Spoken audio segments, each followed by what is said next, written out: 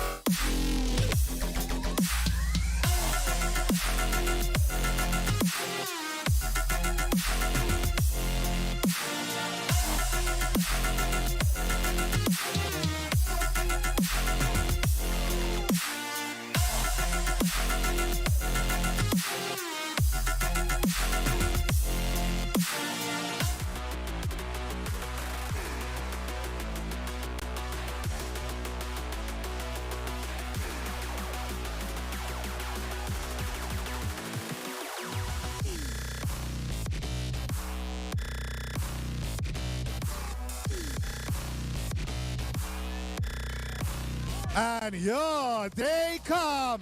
Orangutan RVK के लिए यहाँ शोर हो रहा है, यहाँ नारे लग रहे हैं.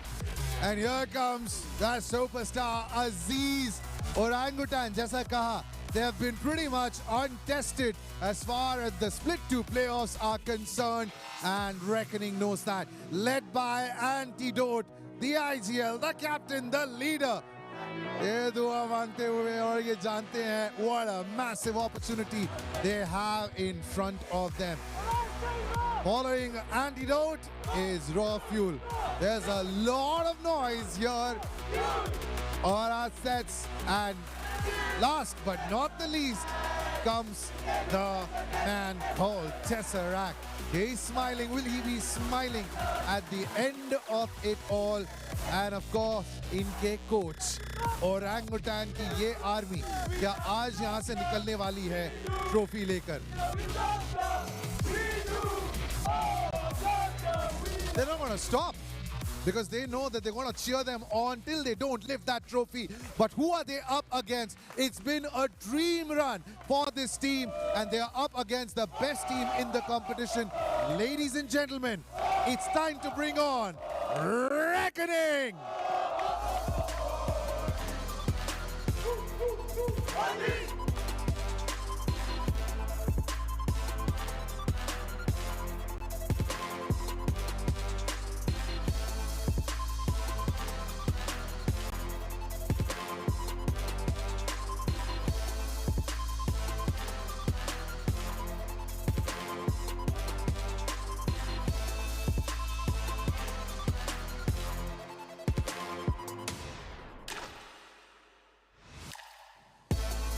Reckoning, ये कमाल का रन रहा है इस टीम के लिए. बहुत सारे ऐसे टूर्नामेंट फेवरेट्स थे जिनको इन्होंने हराया, and आज it'll be a huge exclamation mark if Reckoning is able to win this trophy. जो वोया की परफॉर्मेंस हमने देखी है पिछले कुछ मैचेस में, that has been the difference maker.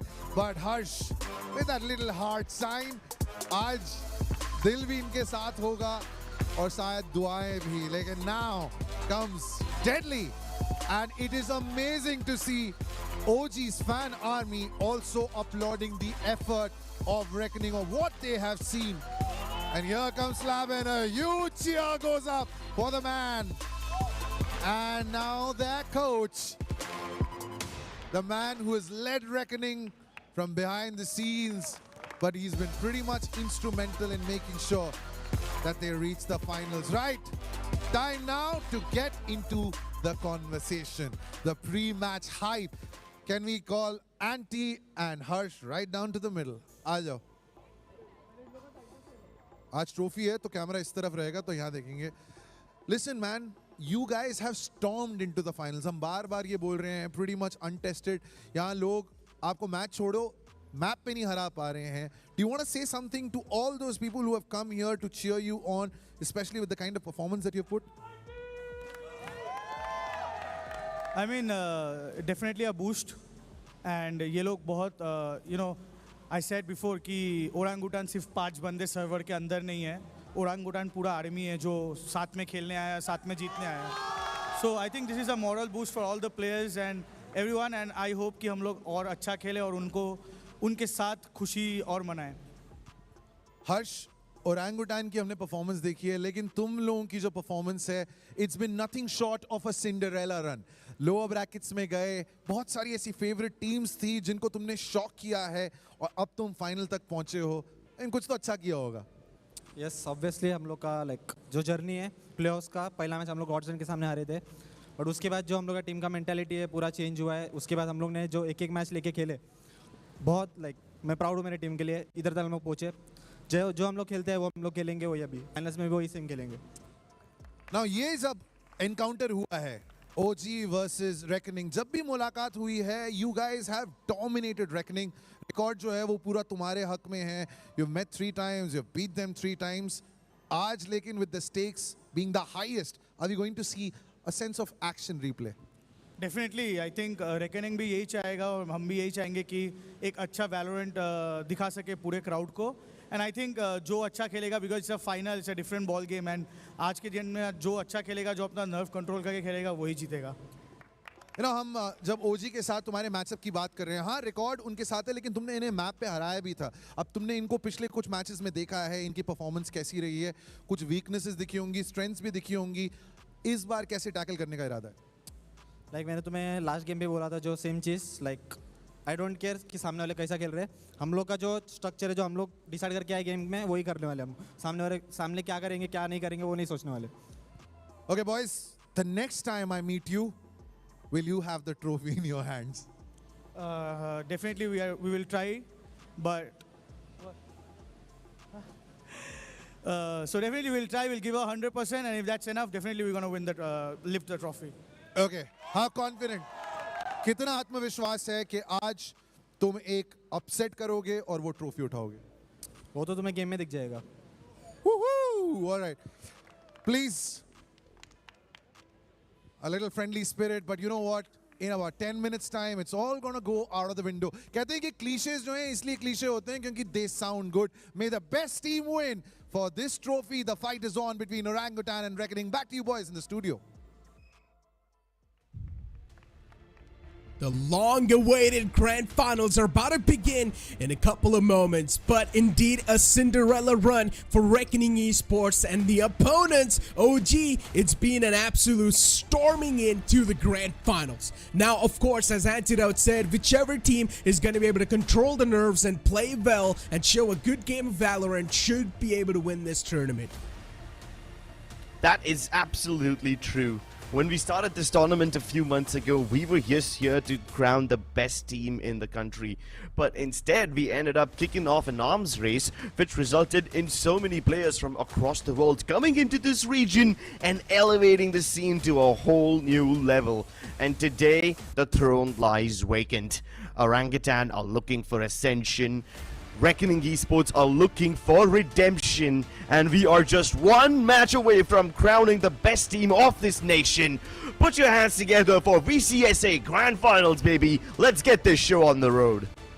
Exactly, even the crowd was quite electrifying, but only one problem stands in the foot of Reckoning Esports before the game even starts, is that there are a lot of chance of OG players, so that might affect the mentals of Reckoning, but hopefully they're not going to let it get to them because these guys are absolute champs.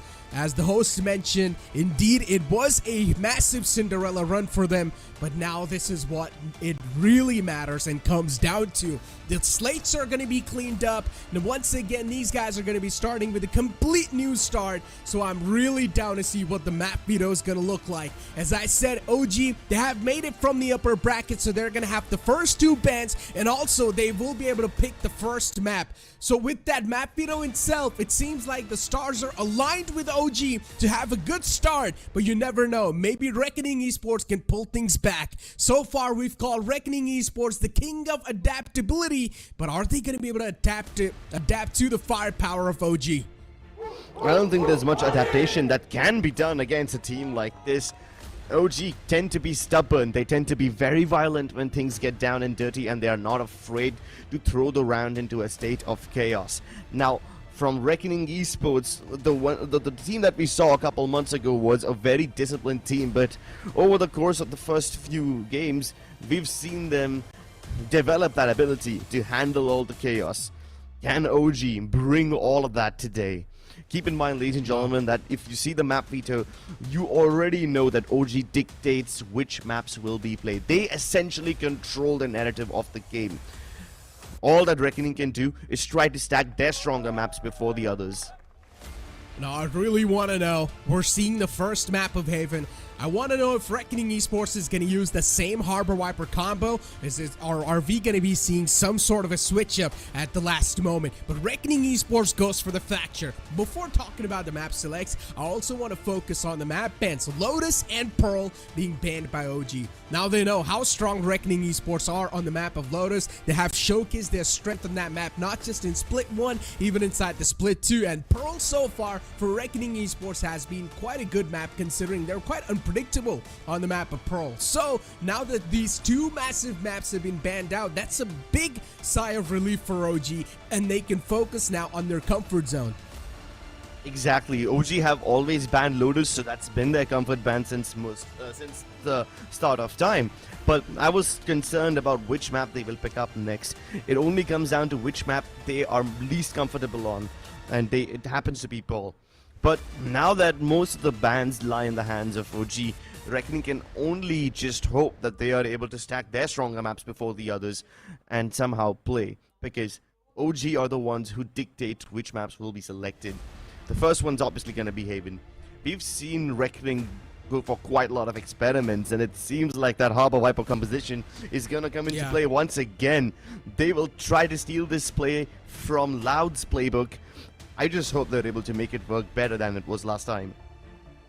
Me too. I mean, Harbor Viper composition with a Sentinel and Initiator, nicely done. Reckoning Esports, no changes from their side. But on the other hand, OG, once again, the classic comp, nothing changed out from their side as well. As OG like to take things to the comfort zone. On the other hand, Reckoning Esports is a team that likes to adapt and come up with decisions on the fly. It's all the fight for this trophy that you're seeing in front of your screen, and also a slot for the Ascension. Here we go, ladies and gentlemen. The first map of the grand final begins as we're gonna kick things off with a pistol. Reckoning Esports on defense and OG on attack.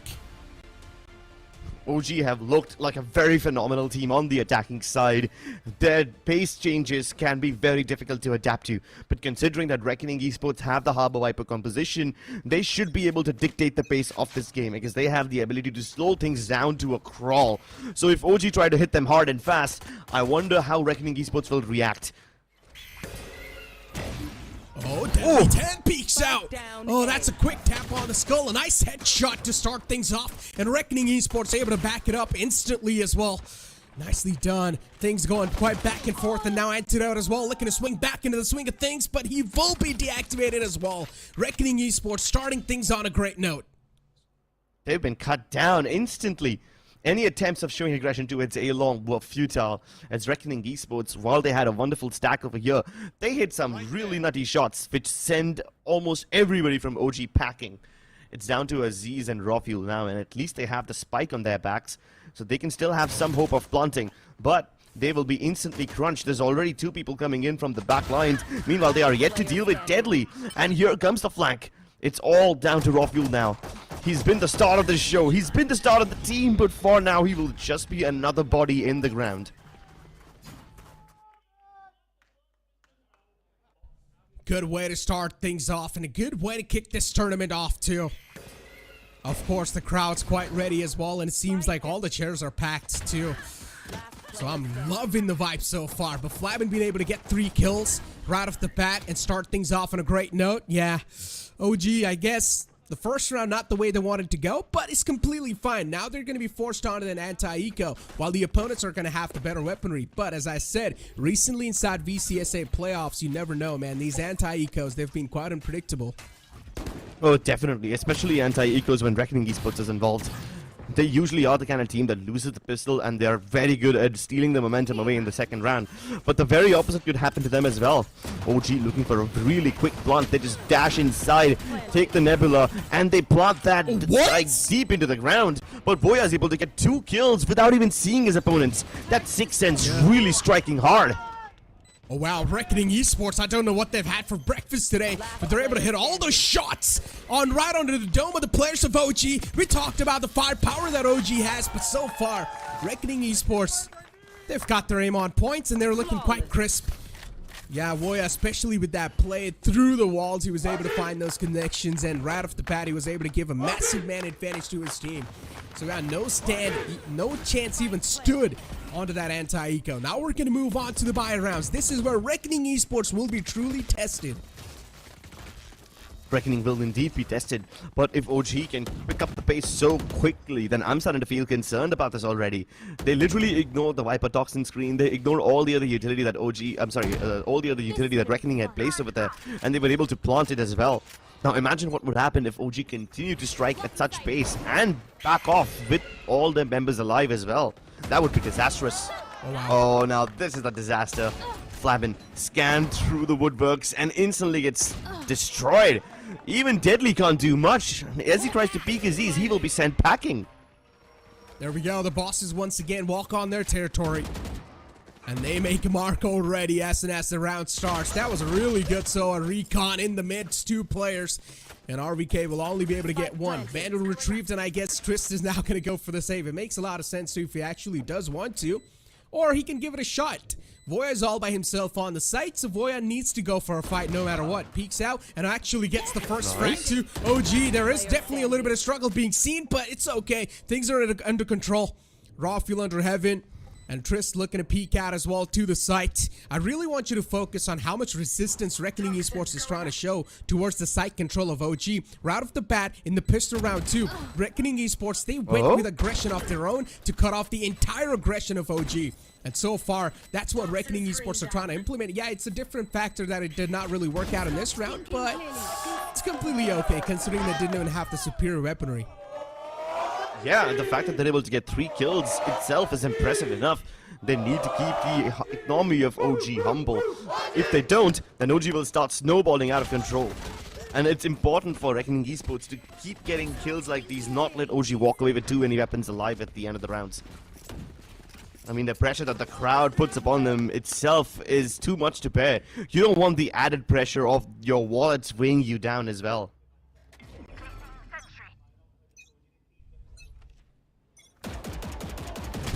Going for the spam, really close, but Rockul instead, he returns back to favor. Flavin shut down, instantly just put back into the grave, and also a nail on top of that coffin. And now Reckoning Esports left wondering how did the site was taken so quickly enough from them. Flavin, I'm pretty sure after that sort of an attempt, he's never going to go for spam once again onto that same spot, ever. Absolutely. Absolutely not. This is going to leave you traumatized. What on earth was that? The round starts, the barrier drops, and OG pounce. They don't even wait to see their opponents. They start striking, and they do it again. Aziz feeling himself. Deadly and Voya at least managed to bring it back to some extent. The Seekers reveal the position of all the members of OG, but there's no utility to help cover the spike diffuser. They haven't even tapped it yet. And OG, they're calling this bluff. They don't want to peek just yet. And when they finally do, Voya will be looking in different directions. They tear them apart. A really good piece of teamwork that OG is showing here. Good crowd duel, good timing onto that. And the way they set up that crossfire too, they knew that there's a chance that they're going to get pushed because Reckoning Esports didn't even have a choice to just play that back safe and sound. They had to make that push. Voya tried his best, but yeah, this crossfire was just perfect. RVK on the opposite did not even expect. And OG figured out that this is going to work in the second round itself. They tried something similar, except they didn't have the firepower that time. They just planted the spike and got back. Now, they decimated everybody on their way in. They didn't even have to worry about the post plant all that much. Oh, jump peak, so close. Oh my god. My heart just almost... Okay, well, Hirsch at least is able to get the start off. And Reckoning utilized as well to make sure that the opponents are going to be stopped in their tracks, but the Seekers from the enemies is going to be a massive problem for Reckoning Esports itself, so they're going to decide to fall back. But what a flash from Voya! He catches 3, but he only gets 1. The Reckoning from Flamin pushes them back, and Voya's Seekers, I mean, they were already used up. But at least this time he's able to use his flashes to get another pick on the way. OG though, they're splitting up right now. While they have some presence towards garage and the spike is also over there, Aziz is trying to make his way in from A-Link. But no, the Trailblazer will catch him. His lurk attempts will be futile. Wow. And Flabin, the one who kicked off this round, will also probably be the one to end his life. Reckoning are aware about... Exactly, it's crazy. They're aware about everything. They're stopping them on every step of the way. Wow, and Wall from the back is Trist. It's like Reckoning Esports are available on every side of the map, on every part. It's tough to know where exactly they are, but it's crazy. What I wanted you to notice is that it's crazy how much of a difference we're seeing in the playstyle of Reckoning. We've never seen them play this map like this. Exactly, right? They usually use all the util. On some part of the maps, they're being aggressive, and on some part of the maps, they're being so disciplined that they're not even peeking out. It's crazy. Exactly, that push and pull mechanism, Reckoning has perfected that.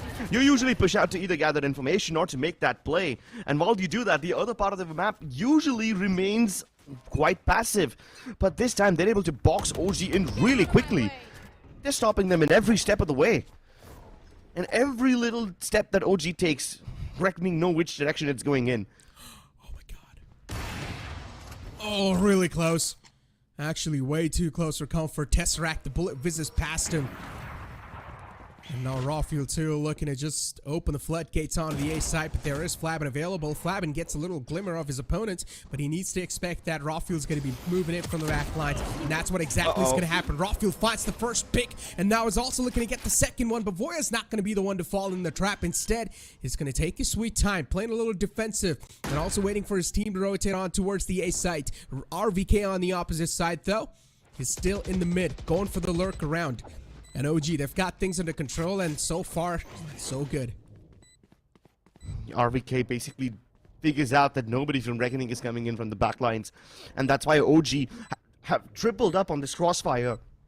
Not only is Rawfield holding alongside Antidote, but they also have another player towards the actual site box itself who will peek out in case something goes wrong, but in case his players are flashed out. And just like that, OG are able to stop this retake before it even begins. The only way to counter OG is just resistance straight up. If they get the site control, it's going to be tough. If you remember, twice this happened. OG got the plant twice, and both the times they have managed to win the round. Once on the B, and now on the A site.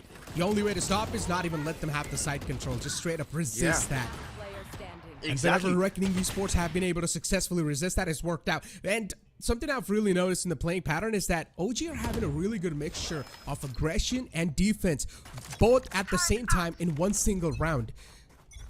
Yep, and that's mostly in response to Reckoning's varied aggression. They're really using this high ball up composition to its finest. They've got the seaside on lockdown with the entire Viper's Pit, and a lot of utility being rained down upon them from long. Basically, the entire kit of Voya is available at their disposal. And if something goes wrong, then Flabin will push his cascades through and help them get into these cheeky spots. Oh, look at them now. They're playing on the tiny gap that exists in between the Viper Toxin screen and that wall. Meanwhile, Deadly is about to push into very precarious spots. And RVK, he thinks he's alone, but little does he know that Deadly 10 has backup. He doesn't even need that backup. Instantly dealt with.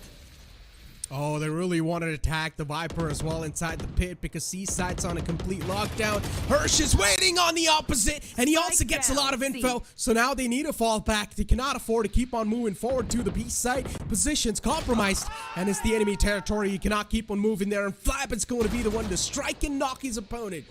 Nicely done. Reckoning Esports, things under control, and also looking to keep even more control in the future line, and Trist is going to help his team do so. Finds Antidote. One more to go, and the spam will seal the deal. Reckoning Esports, so far the defense that they're showing is absolutely immaculate. Exactly, and they're manipulating OG into throwing their advantages away.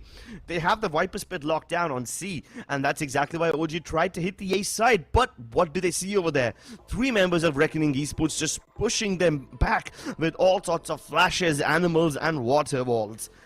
Plus, then the push that Deadly 10 made basically killed RVK. No smokes available. And because of that, OG were starting to run out of options. The only viable place left for them to go was Garage, and that too was being marked really well. Reckoning Esports are basically manipulating which directions OG can and cannot go in.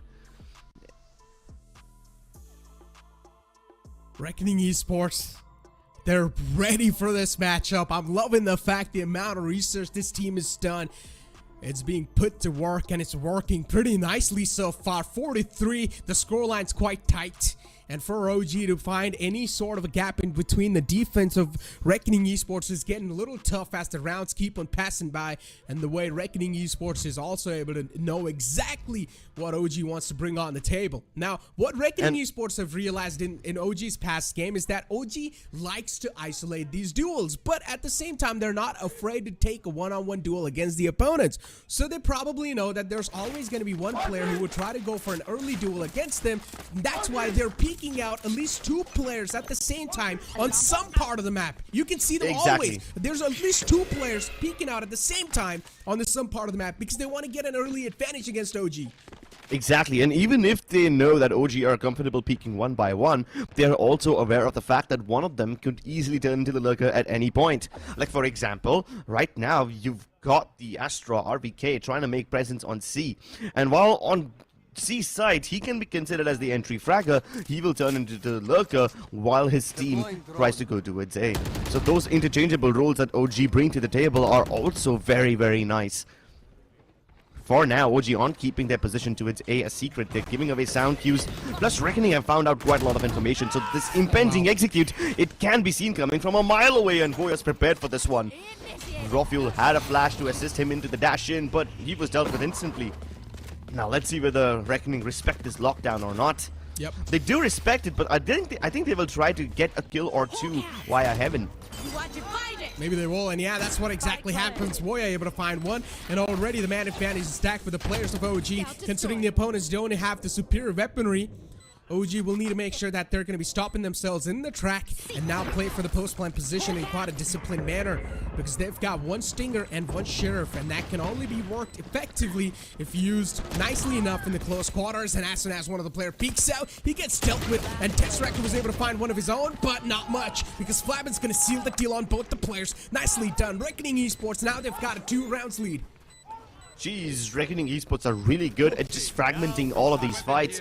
They use the high tide to cut across the entire site. Everyone south of that default planting box was just simply irrelevant in that fight. They were not present. And that's what allowed Reckoning Esports to break that crossfire between the Graffiti and the Hell players so easily. I mean, they knew for a fact that somebody from OG is going to be playing in Hell behind that tiny gap in between the Cosmic Divide. So they were prepared over there with the shorties as well.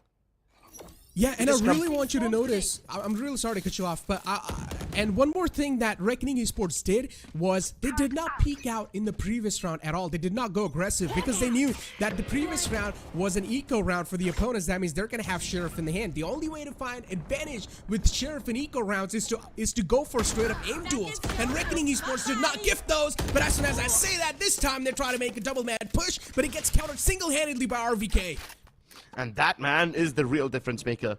Like I said, he expected some push from Reckoning in some part of the map.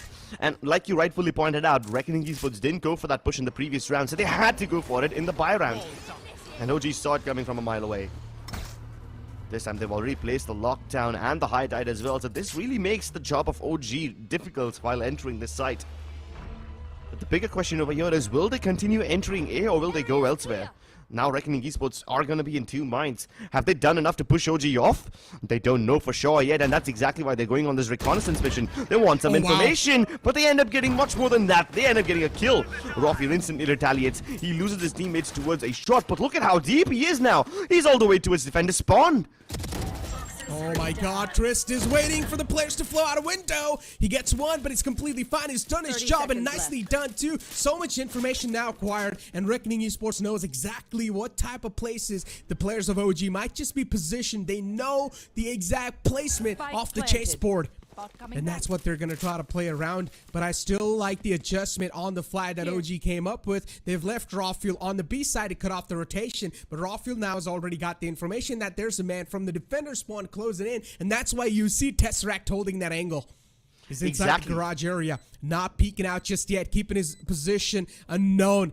Just make sure he wants to catch the players of Reckoning Esports off guard, and a good tap onto the skull. Nicely done, able to isolate that duel, and now it's all down to Hirsch. He gets spammed through the box. Gets revealed with the recon and he gets instantly spammed out. What an adjustment from OG. Probably one of the riskiest adjustments, I would say. Rawfield dash into the defender's spawn entrance. Who in their right minds would do that, especially when the rest of the team isn't following up behind you? The rest of his players went elsewhere. They went all the way around from attacking spawn straight towards the garage area and then C. And that's exactly why Reckoning Esports also weren't able to find anything. To have Rawfield go all the way from A link towards B and hold there in case someone comes lurking around is nuts, especially when the spike is planted towards the C side. A very risky adjustment, but hey, you know what they say, fortune favors the bold, and right now OG are the epitome of boldness. I've got your trail. Two players stacked onto A. A little bit of change. They've left the complete B side onto a retake, as it's just on the KG util. Nicely done. Nanoswarm activated at the right time, so Rawfield might just be catching a little bit of damage. Yeah, he's softened up. For Rawfield to get out of that position is going to be a tough task. It does catch a bit of hurt onto himself, but still is able to get back to safety. RVK caught from the back, and Trist is always able to find someone or the other with the flanks that he's able to get. And now Reckoning Esports, so far they've managed to get their foot on the B site, but they still need to get rid of the players in the front, and they're somehow able to connect all the shots. And now Rawfield returns back, but Flabben's going to be more more than enough to shut that man down. Antidote outside the grass area. He gets the first one, but now he needs to deal with deadly 10s up. That is going to be quite deadly. They got lost in the soup, man. Reckoning Esports have figured out that RVK loves holding outside of C. And with this information, I guess they will probably try to target him again and again. Harsh, though, he had to really take a risky peek against him to fight RVK. Like, that is not easy. Trist, too. The way these guys are holding is incredible. And the toxin screen that's been put up by Trist, it really helps OG to get into that retake. It really helps Reckoning to get into that retake situation. OG really can't see anything, especially when the toxin screen is up. RVK this time. Wow. See, that's exactly why I said, while he continues to push towards C, he keeps on changing in between the lurk and the entry fragment roll. He was the one leading the charge, but now it will be Rafiel who's looking to dash out. So far, he's being held back by all the poison that Trist is dumping at them. And look at the flag from Reckoning already. Oh, wow. They line up, too. Trist has done such a great job in delaying the entire push, but Tesseract flank was not expected. So OG still somehow able to find these little cracks into the wall of the defense of Reckoning. Oh my goodness, they're not cracks in the wall. The entire wall is being obliterated itself. Both the teams trying to one-up each other in terms of lurking. The aggro push from RVK was spotted already, and that's why Reckoning made the adjustments. And OG knew that getting into the site will be difficult, especially when Trist is laying down snake bites on their feet. So they tried to make a play via Garage, and Tesseract's flank actually worked out really well.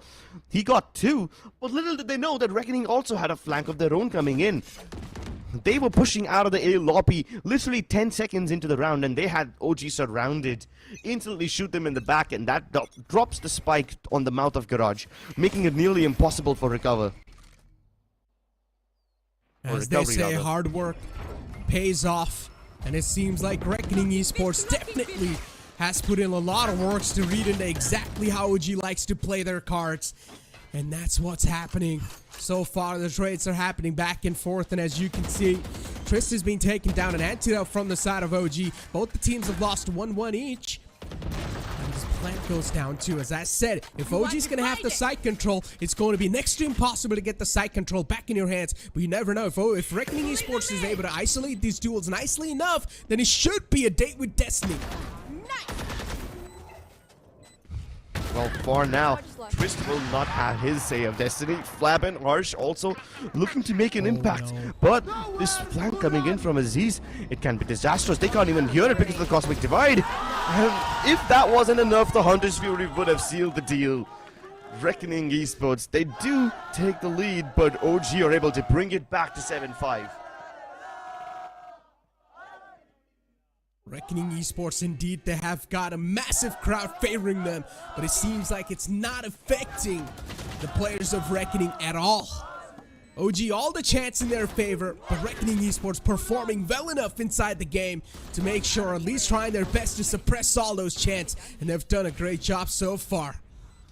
But still, OG being able to find those little cracks in the defense of Reckoning Esports was causing a bit of issues for them, that's for sure. But I'm pretty sure soon enough, in the attacking side of Reckoning Esports, they should be able to do the same as well. Reckoning Esports, when it comes to the amount of firepower they're putting inside the game, they're looking quite incredible. And I'm loving the pace of the game so far. Same, even I'm loving the pace of the game so far. The way both these teams are just adjusting to each other, constantly one-upping and taking those risky peaks, doing moves that they haven't done in previous matches before, it is absolutely immaculate. It's incredible to watch. We'll be back with the second half after this short break. Do not go anywhere because these teams are performing out of their minds right now. For my wings, I need my hands. This life is real. Can't play pretend. Came off the bench. I get it in.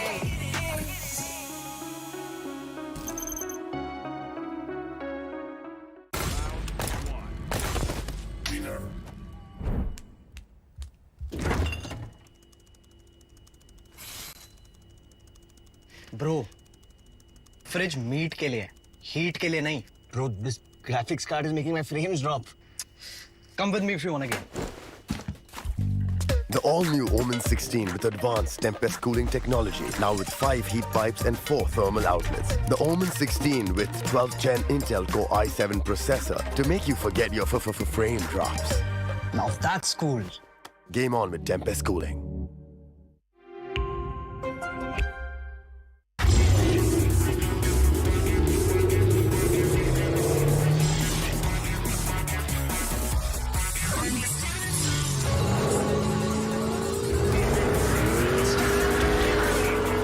Presenting Hyundai i20 N-Line. It's time to play. Yes, I'm a Gen Z, or should I say, the Gen X. And I don't let fear hold me back from doing anything. I choose to move fearlessly to it all. Hey buddy, we need you to trim your beard for this next scene. What? Okay, fine, I'll admit it. I move fearlessly in most things, but I draw the line here. What if I Nico cut myself? Try this.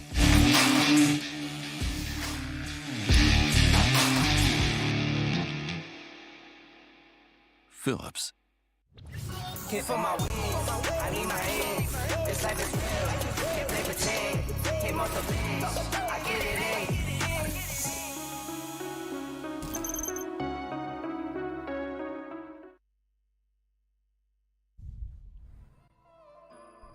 Welcome back, ladies and gentlemen, once again. Now, you guys saw the first half, 7-5 in the favor of Reckoning Esports. Definitely not the results that we expected, but yeah, it is what it is. Reckoning Esports have done an immaculate job so far. The amount of hard works they have been putting in inside the entire tournament, from the lower bracket now till the grand finals, it seems like everything's paying off for them. And even for them, it seems like the stars that were aligned in the favor of OG, even though despite all the odds were stacked against them, they're still able to fight against the odds.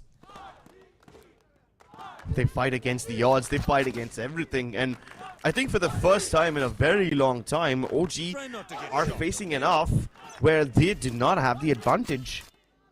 I think this is the first time someone's overtaken them in the first half itself, so yeah, kudos to Reckoning, but let's see if they can keep this lead up or not. For now, they're using all that they can to pressure Antidote, and he cannot escape. Bitten, flashed, and cut off by the water from his teammates.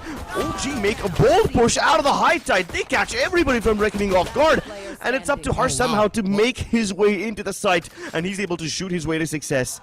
But still, Tesseract has been quite successful in clutching, but not today. How did they pull that back? I thought OG had it under control. But then these final two glimmers of hope, these two big pillars that they have, they turn the tide in their favor. What a play, man. Reckoning Esports able to win the second pistol round of the game. Look at this. OG started off with a three-man advantage. And then Reckoning Esports, Tristan Hirsch, these two guys single-handedly flipped the table, flipped the script in the face of OG, and they won that pistol round too. You can see the face of the coach of OG. He clearly knows how valuable that round was for them. Absolutely valuable. This might just give them the ability to reach double digits much before OG can catch up.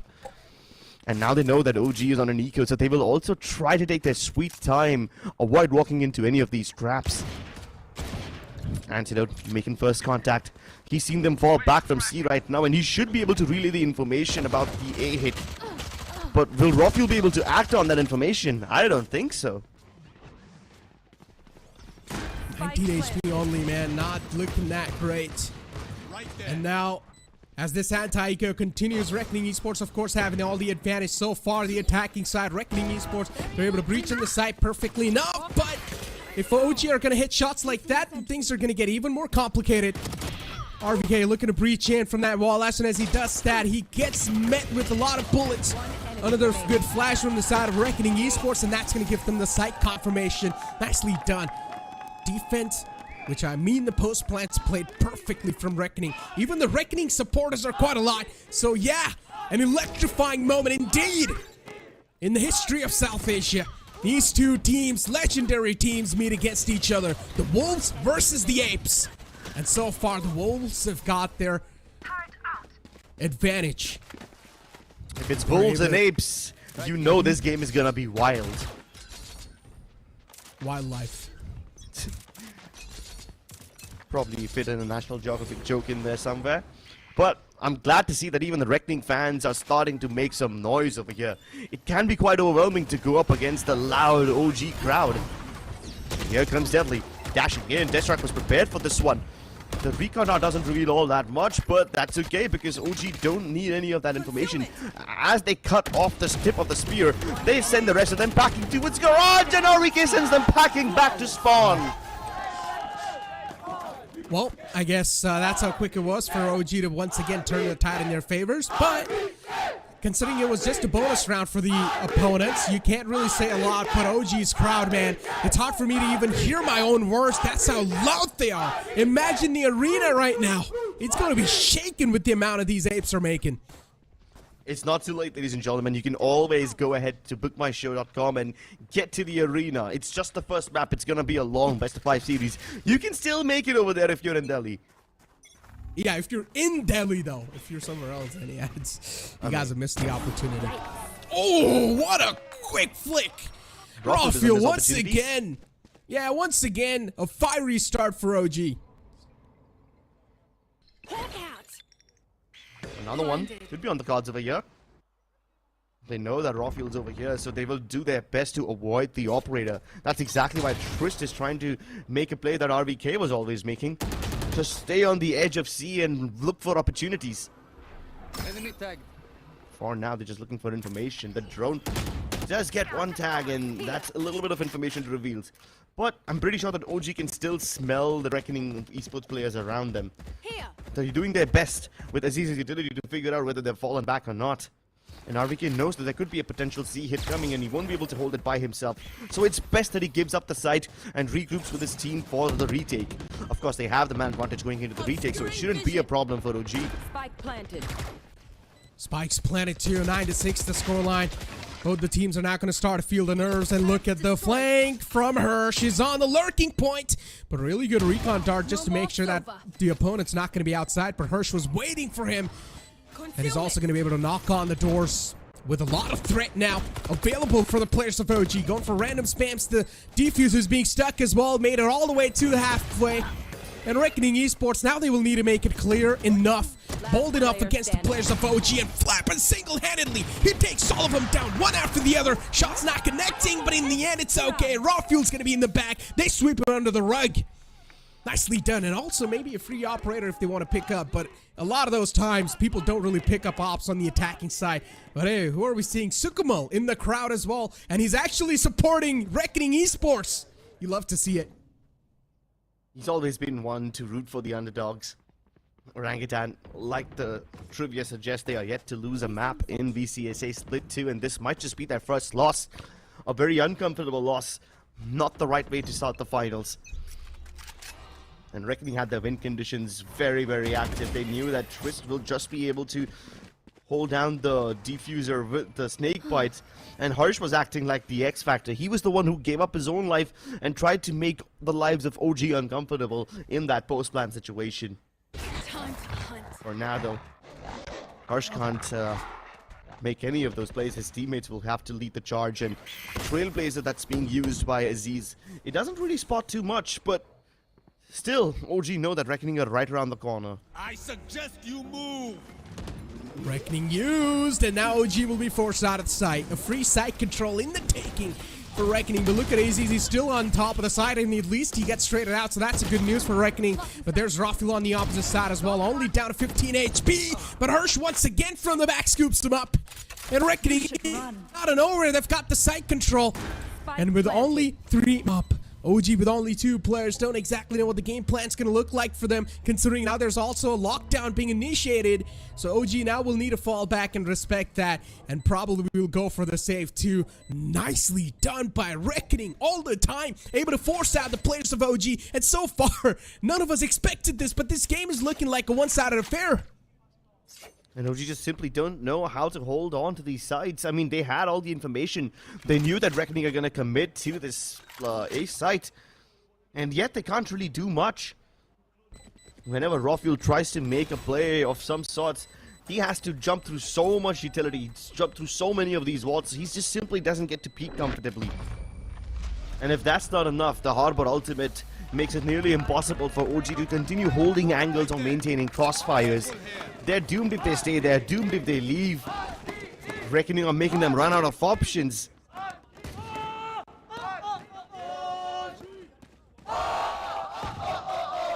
Hear the chants. And the arena. Yeah. It devolves down into a contest of chanting louder. I'm having goosebumps. I swear, dude, I wish I was there. Me too, man. It would have been such a fun affair if we were over there too. But it's okay, we're still having a lot of fun casting these grand finals.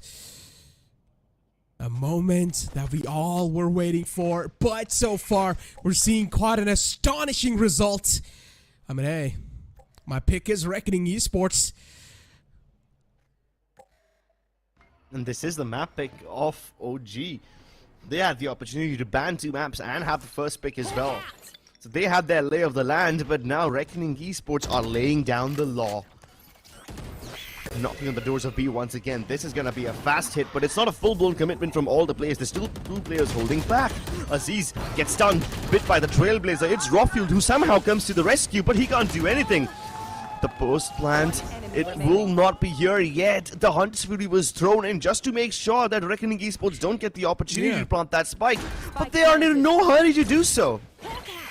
The only reason why OG are getting caught off guard is because they're so used to making wild plays like that. You saw Rafu just straight up dashing in the side. Even AZ's just still staying quite adamant to resist that side control all by himself. He was there. It's because for OG, those type of plays have always worked out. But this time against Reckoning Esports, it's not actually. Because Reckoning Esports, whenever they're going, wherever they're going, they're always going with a pack. They at least have someone else back in each other's back.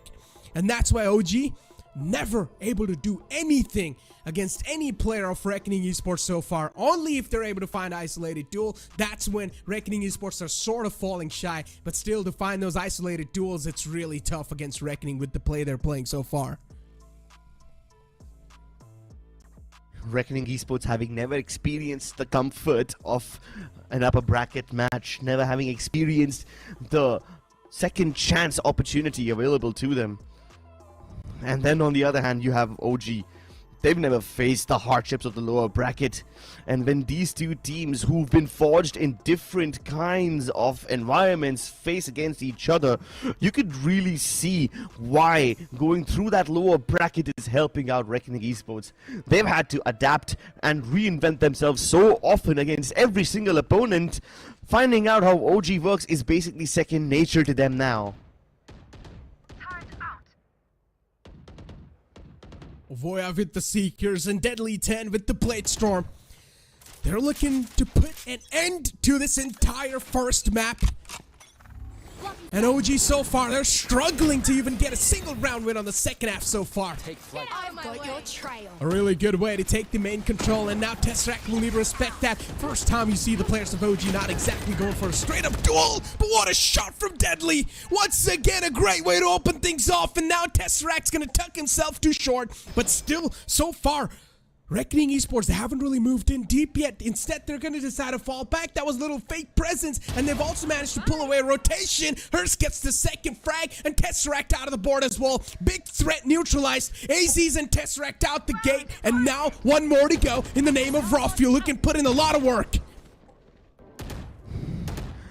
At first instance, OG are thrown into a sense of panic as they start losing all their members. And then to figure out whether their opponents are really hurt or not, they try to go ahead and find information, again getting punished in the process. And just like that, OG are being pushed and pulled into different directions. They are being thrown out of their comfort zones into the deep end of the pool where they will most likely drown, crumbling under the weight of all the pressure the Reckoning put upon them. The unlikely contenders step up. The team that has gone through the lower bracket now giving OG their first map loss in the entirety of Split 2. Wow, I'm so happy for Reckoning Esports. The start they've had in the grand final so far. The first map being able to win so one-sided. And OG, that's the first map they've dropped inside Split 2, ladies and gentlemen. and not the place where you wanted to drop a map inside the grand finals itself. So yeah, now OG, the panic's gonna start to settle in as they are gonna start to feel their nerves as soon as this tournament keeps on progressing on. Ladies and gentlemen, this game is quite electrifying and I'm quite excited. But you know what? Now it's time for us to push to a short break, so we'll be right back. Hit for my wins, I need my hands. This life is real, can't play pretend. Hit multiple wins, I get it in.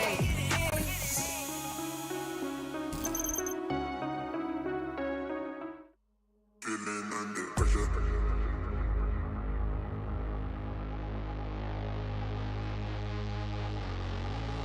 Pressure.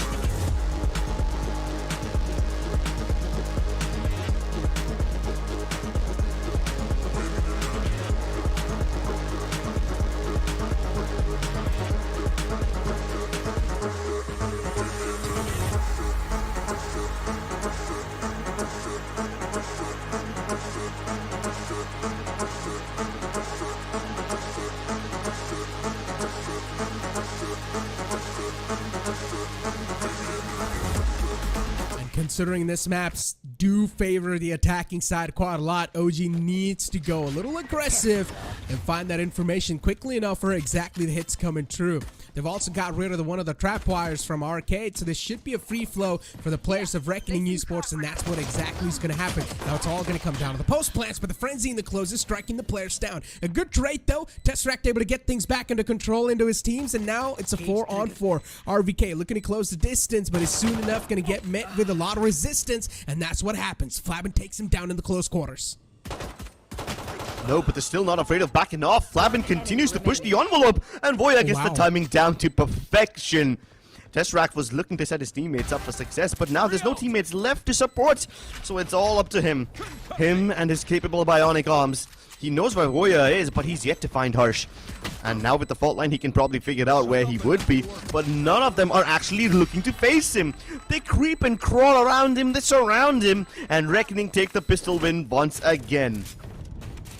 These micro plays that Reckoning have, it's really just boggling the players of OG. You saw that in the end too. First Voya peeks out, and then Hirsch from the long once again peeks out. Those micro plays within the big plays are something that's really keeping the players of Reckoning Esports ahead of the players of OG. While OG, as I said, they're one of those teams that likes to keep things simple. And so far, that simpleness isn't really working out. They will need to start complicating things up and adapt this time at least once to Reckoning Esports. Oh, wow. Uh-oh. I don't think this is the right adaptation they required. It's a fast beat crunch once again. What? And OG are getting so many kills through the gaps in the smokes. They love doing this now, don't they? And Tesseract pushes out of the smokes. Okay, I knew they were adventurous, but not this adventurous. Oh my god. Will he be checked? He might just get the timing down to perfection, but he makes one sound cue, and his position's driven away. And even though his opponents were staring down at him, he can still win the duel. Warrior has to tank that paint shell, has to isolate the fight, and he does it with the curvature of the smoke. Antidote now has to find him once again, and he's able to get them all. The smoke criminal activates his buff, and there are no handcuffs that can hold him down. The smoke criminal indeed. Just moving through the smokes and playing like a champ. Peeking out from two different sides and keeping that anonymity at the same time. And Reckoning Esports able to get that round in the hand. Nicely done. Voya not missing a single shot. Too crisp with his aim. And able to clutch things and bring things back in his team's favor.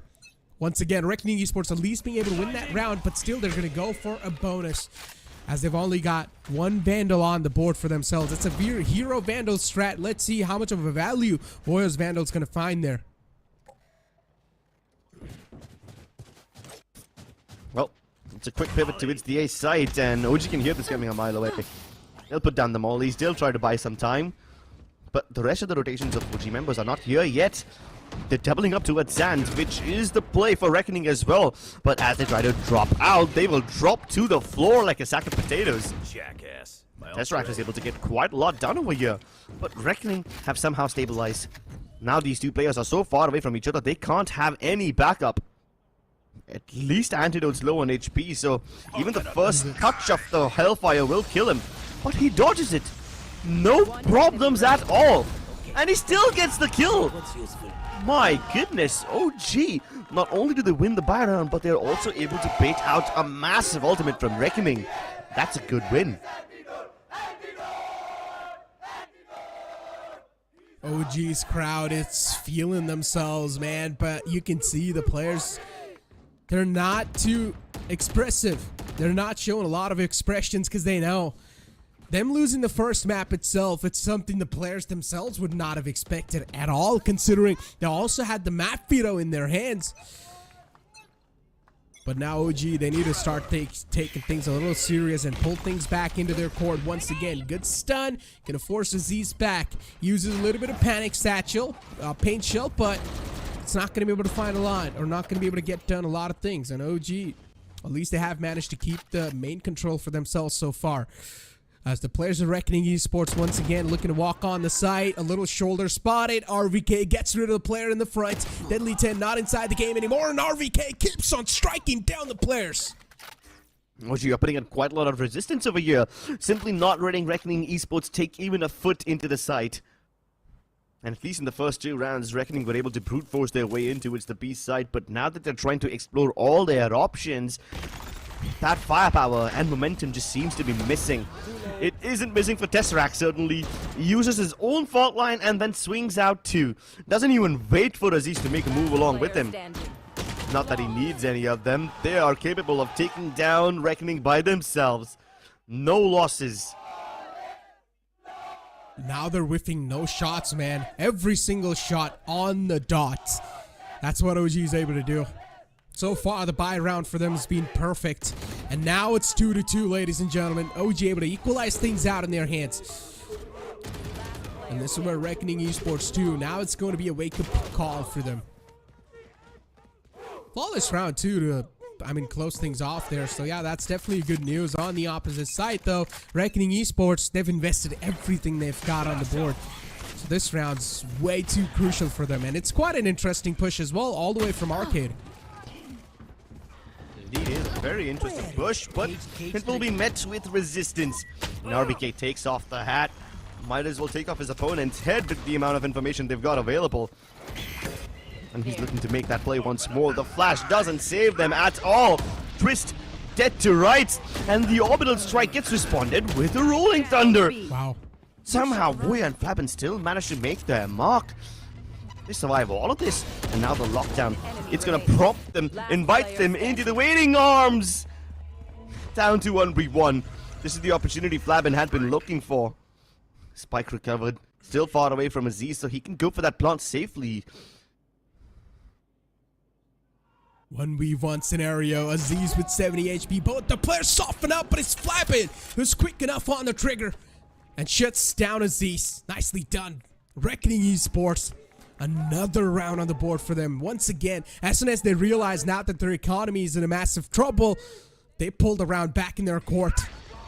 Things are kept so tight so far at the first half, and it seems like Reckoning Esports, even though sometimes it feels like the odds were against them in this round, it's still looking pretty nice. I like that placement of the lockdown too, and that's something that really helped Voya to win that duel, because he knew that the opponent player would be sort of distracted to take down that lockdown, and Voya peeked out as soon as the crosser was on the lockdown, and yeah, just little 200 IQ plays that are being made.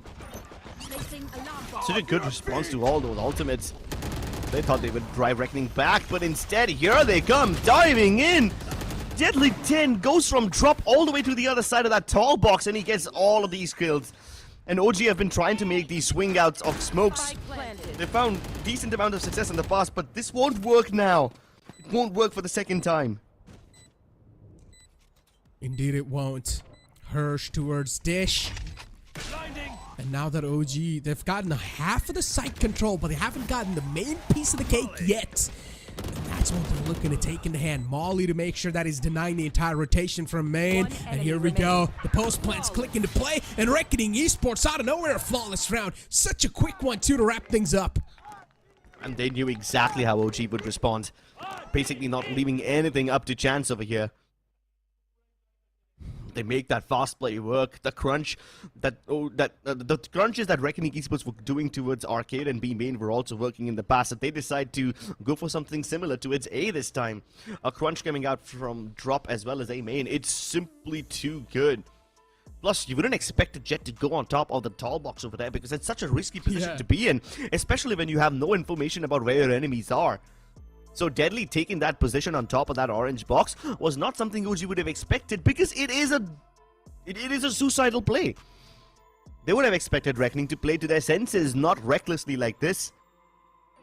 I mean, speaking of recklessness, there were times in the past where OG literally just swung out of smokes without any visual, without any information, and still were able to get a couple of surprise kills onto Reckoning. As soon as OG tried something similar this time, Reckoning were prepared for this one.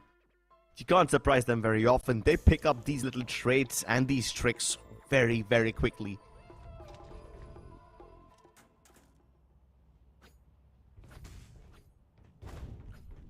Two to 4. Reckoning Esports. Once again, it seems like deja vu once again. Similar scoreline was there in the previous game too, where Reckoning Esports managed to get a 2 rounds lead for themselves. It felt like they had a cushion, but then when the first half ended at 7-5, in the second half, Reckoning Esports just started storming through. But this time, teams have started off on the opposite side, so it's quite interesting. But a good way to click things off for Antidote. Starts off with a good tap onto the player. Her shut down. RVK gets away with only 5 HP, so he's quite softened up. So at this point in time, it's next to impossible for this man to survive, because there's a Tasmanian Tiger in the front who shreds him to peace. And a good shot from Tesseract to get a return frag onto Flavin. Uh-oh. Deadly survives that, doesn't even take a lick of damage. Maybe the Aftershock will force him out, and at least he takes 1 kill before the Aftershock sends him down to the nether realms. The crossfire, it's not the best between the players of Reckoning Esports. They have to hold on to their own, and Antidote has to make this timing play work to perfection. He does. He hears the birds being activated, he hears Woya being distracted, and he strikes them both. The captain stepping up, striking while the iron's hot. He manufactures a weakness while Reckoning is distracted. All the time, whenever OG is able to win those rounds is because they're usually just finding a good timing on the opponents and able to sneak into the angles where Reckoning Esports are not really expecting them to. But yeah, a good way to get that round in the hands too, as well. And this Thrifty, we know how much these little eco rounds, or as you can say, these rounds can make a massive difference. Exactly. And I'm glad that you pointed out the timing thing, because honestly, that was the thing that was working for them in Haven as well. Lose 3 rounds in a row, try to make it off-timed B push. That will work for OG. That worked for them in Haven, might work for them over here too. Like I said, identifying these win conditions is equally important. And for now, Reckoning go and do what they have always done in the past, and that's always worked for them. A good old arcade push. They avoid all the trap fires of RBK. No gaps in the smoke this time, so OG can't fire stray shots and get freebies either. Spike planted. In case something goes wrong, there's an orbital strike available on both the sides, but you will have to wait for a Q to trigger all that. Oh my god, OG, they're picking off the players, able to isolate, and that's what the main problem is. The isolation's being given away from Reckoning Esports. A good orbital strike from Flavin to at least buy a little bit more time, and also catches AZs there, so I guess that's a good opening. Definitely an opening the players were looking for, but now as the defuse is being stuck too, they're going to try to make it all the way to half. Good one. RVK stopped in the tracks, goes for a tap once again, but an orbital strike return from the opponents is going to be on the board too, but it's completely fine. It's a one-on-one scenario, and now they're also going to go for the defuse. So no timing taken away. Yeah, a couple of milliseconds more and that could have been stopped in the tracks. But OG, once again, man, it's just the timing working in their favor. Oh, dude. But if you talk about the tactical nature of the game and how Reckoning Esports are able to play and overall replicate the game, it seems like they're doing a fantastic job. And when you talk about the way they want to create the game and the way they want the game to proceed, Reckoning Esports is the one to sort of create the levels of the game. And then OG is the one to sort of find that little cheeky, lucky spot for themselves and somehow able to come out on top. Let's be honest.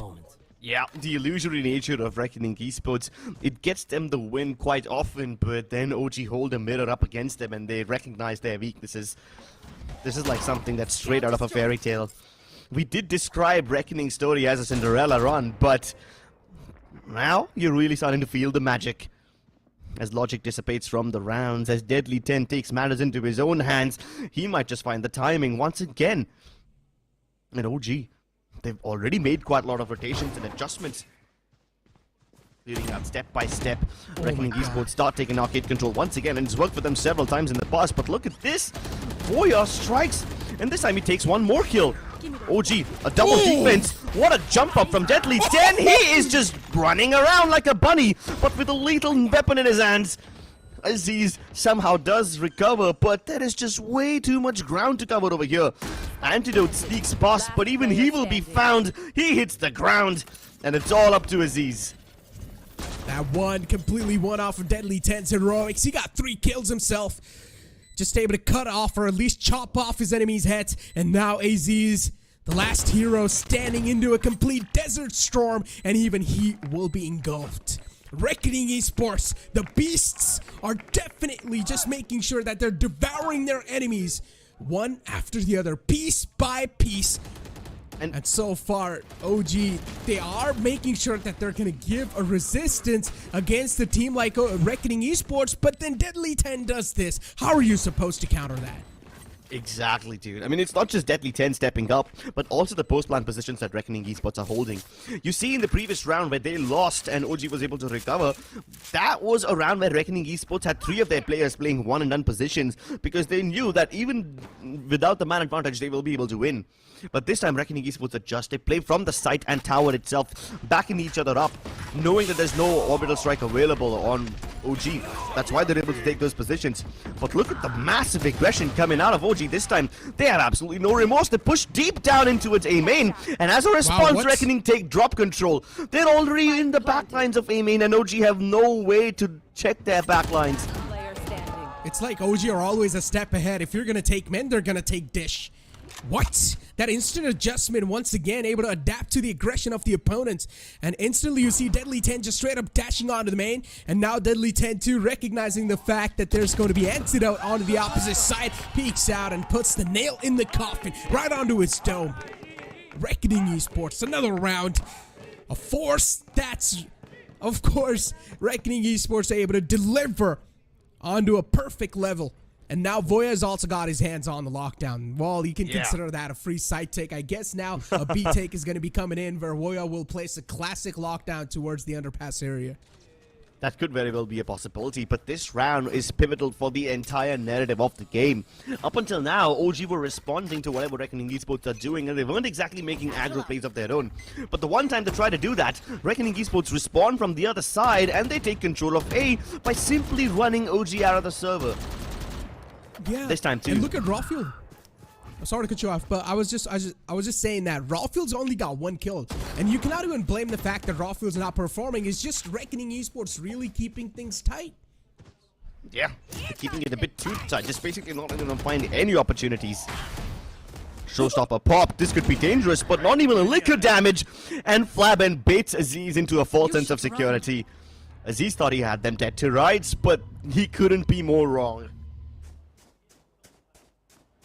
Lockdown used, RVK from the back closing in to Deadly 10 looks away at the nick of time, but at least he gets back to on the safer side. And now I guess even a knife is going to come in. Tesseract, that's humiliation.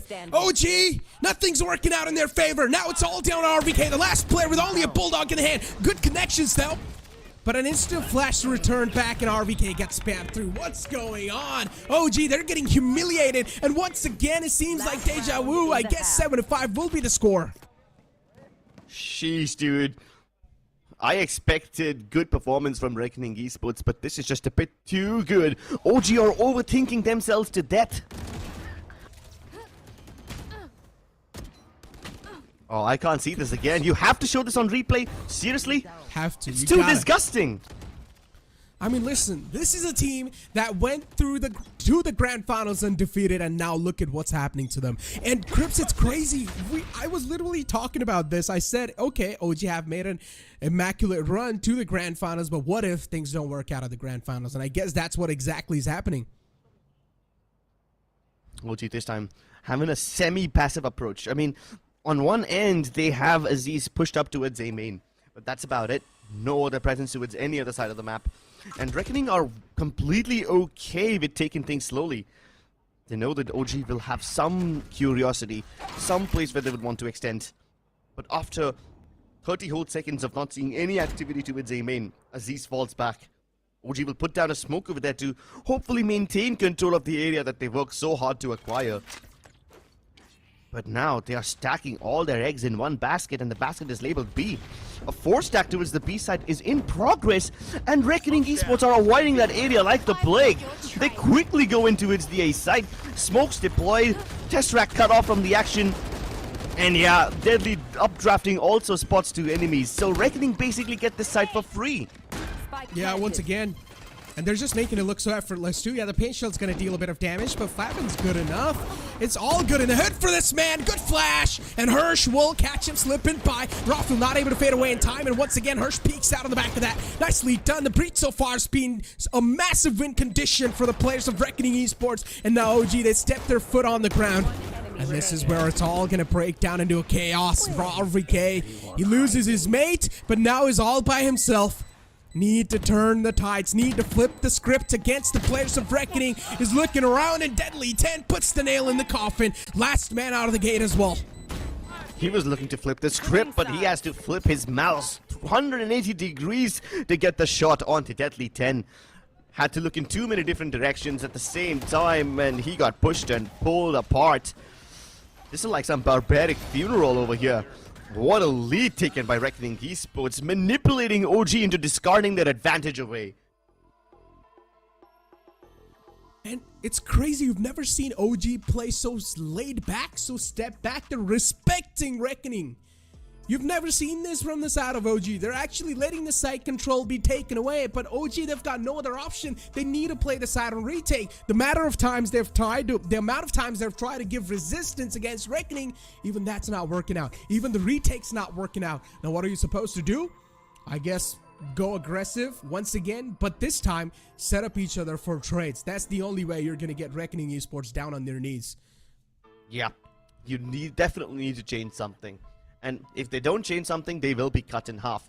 Speaking of cutting things, you guys can scan that QR code as well and get that Philips One blade for yourself. But as for the match, we'll be back with the second half after this short break. Don't go anywhere. Hit for my wins, I need my eggs. This life is real, can't play pretend. Came off the bench, I get it in.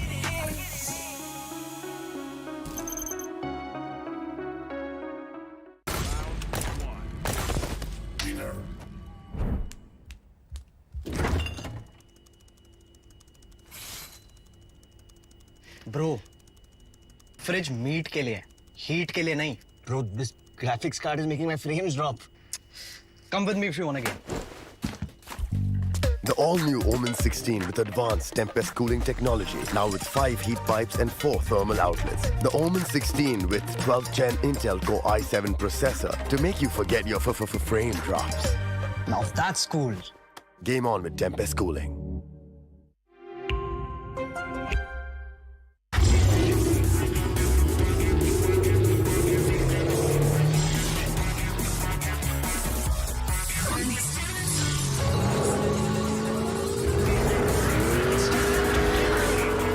Presenting Hyundai i20 N-Line. It's time to play.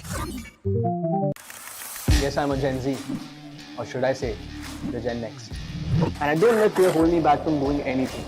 I choose to move fearlessly to it all. Hey buddy, we need you to trim your beard for this next scene. What? Okay, fine, I'll admit it. I move fearlessly in most things, but I draw the line here. What if I Nico cut myself? Try this.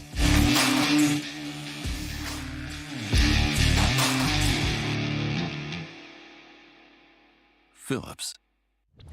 Hit for my wings, I need my hands. This life is real, can't play pretend. Came off the bench, I get it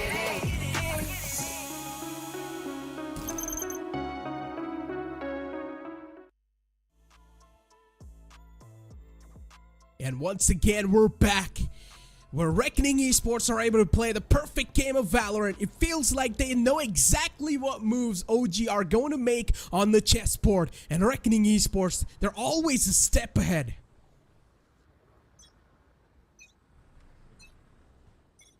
As we move on to the second half in this pistol round, once again, Reckoning Esports has to flip the script and flip the side as well.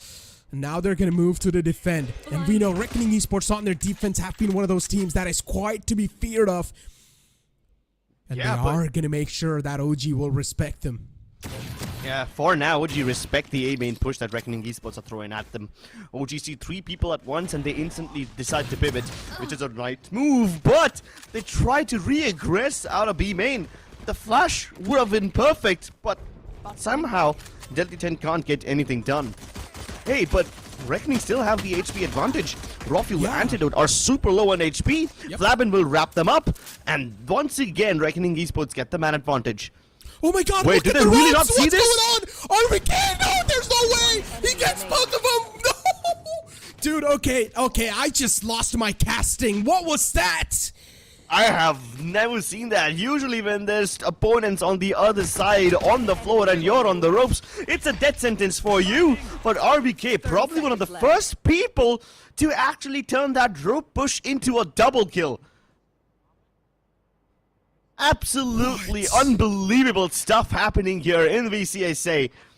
And somehow, Reckoning Esports lose their advantage back down to a 1v1. Harsh will stun him square in the face, but Tesseract just continues to plant. Single burst of the classic should be enough to deal with this Sheriff, but he's pushing him out. Tesseract leaves nothing to chance. He actually pushes against the player in the front.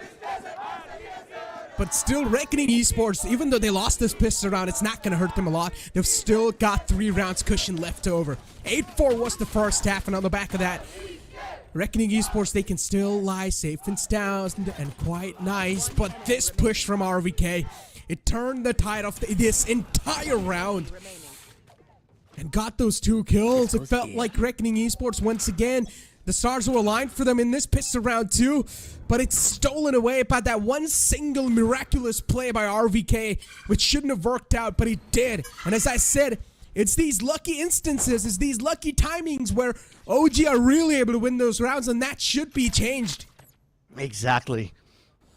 I would have expected that to be a suicide play. I really thought this rope will turn into RBK's news, but nope. He turns into a cowboy, gets a double kill. Flabin inside the smoke. I mean, at least at this range, the classic burst can do something, but Aziz is picking him off midair. Maneuvers into the side effortlessly. Loses only 2 bullets worth of HP, and just like that, OG are once again in the driving seat. 1 enemy remaining. Last man, and OG should be able to scoop this one under the rug too. Hirsch is able to get one, but it's not going to change a lot of things. It's completely fine. OG are okay with that. Not able to land the shot, and yeah, Izzy's cleaned things around. Anti-Eco won as well.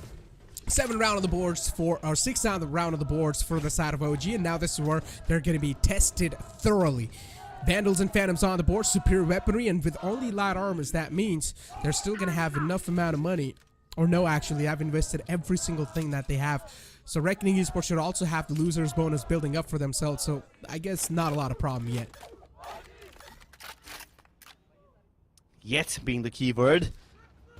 Now that Reckoning Esports have the weapons once again, OG might just see trouble brewing up on the horizon. A storm's headed your way, and you better batten down the hatches, better lock your doors and windows. Yeah, that's good utility usage. pushing out Voya out of the tower region with the aftershock and the molly. He tries to play inside the smoke once again. He is the smoke criminal, but finally this criminal gets punished. Death penalty awarded, and OG rewarded with the sight instead. Harsh obviously has utility which he can use to throw down the bronze, but look at Deadly. He dashed in before the flash arrived, and Aziz is able to get the better of him, plucks his head off, and Aziz proving once again why he's the highest rated player in the tournament. Well, I guess OG are back in the flow once again. They really just want to equalize the scoreline. The map of Fracture now, it's looking a little bit too much Deadly, as OG are sort of able to pull things back in the second half, and that's what they really needed. But yeah, I mean, if my heart's pumping so fast, I can already imagine what's going on with the players, and OG being able to control their nerves with the gun, with some immaculate amount of shooting inside the previous round too. So yeah, things looking decent for them. And now Reckoning Esports on an eco. Once again, Sheriff's on the board. Sheriff's on the board. Classics as well. Plenty of util being thrown down towards a main, but will they pick up the fight? They know for a fact that OG are waiting across the other side, waiting to counter push this one. Both the breaches just holding their utilities out, ready to dump them at a moment's notice, waiting for the call from their duelists. And upon their cue, they rain down hell. Meanwhile, that fight is happening. Raw is able to get everything done towards B main. Hold on though, Reckoning are actually doing damage over here. Deadly manages to escape. Never mind, he just swings out to his own death again. But still, 2 kills for Reckoning Esports. That is not what they would have expected. They needed much more than that to stop OG. And now that both these teams are tied up, the score is leveled. Reckoning will start to sweat bullets. Dude, look at the operator now. That's being bought by Deadly 10. And we know what happens when this man is able to activate and find some flesh with the gun. We know what this man is capable of. That operator single-handedly can't prove out to be the win condition. And this time he's positioned himself to the A site. There's 3 players backing him up. A good flash too. I'm gonna reveal the player's position outside main. And you can see Deadly 10 as well positioning himself quite close. This might just be a little problematic just yet. And OG are quite ready too with their own utils. Player spotted in the close quarters. The op not exactly striking that well in the close lines, but now he needs to fall back. Aziz used his showstopper, but not able to find a lot of value on the back of that, and now instant retreat from OG. And they're retreating into a vacant B site. Reckoning might have the man advantage, but OG can still make this one work. Oh, and look at these positions that they're taking. They just go for the plant. And not just that, they're stepping ahead of the smokes. They're trying to fight towards Generator and Canteen. Flash pushes test rack back, but Reckoning were aware about the forward positionings of OG members. And they're being very, very careful. But eventually they'll run out of utility, they'll run out of space. Rolling Thunder sent through, but Tesseract angles himself perfectly. Both of them line up. Flabin and Deadly 10, the last 2 criminals alive on the site. As Flabin's gonna go for the stick, at least trying to make it all the way to the 50%. And he actually does so, gets one, but that's all he's gonna find. Instantly, the man follows it up too. OG able to squeeze away another round on the board for themselves.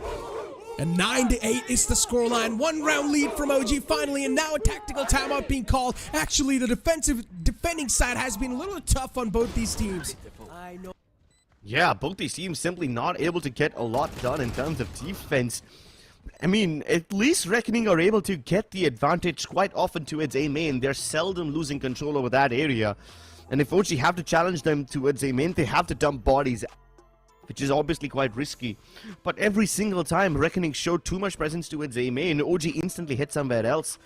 They're very good at identifying where the players of Reckoning Esports are, and then they avoid that area like the plague, just finding other ways into another part of the map.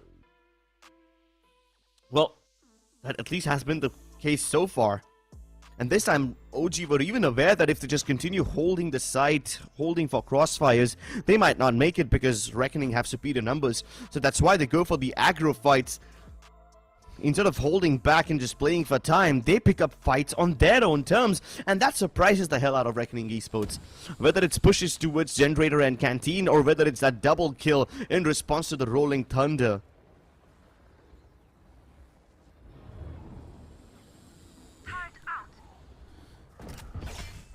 Let's see, man. For now, Reckoning Esports is someone that has lost the momentum, and OG, they've gained it back in their hands.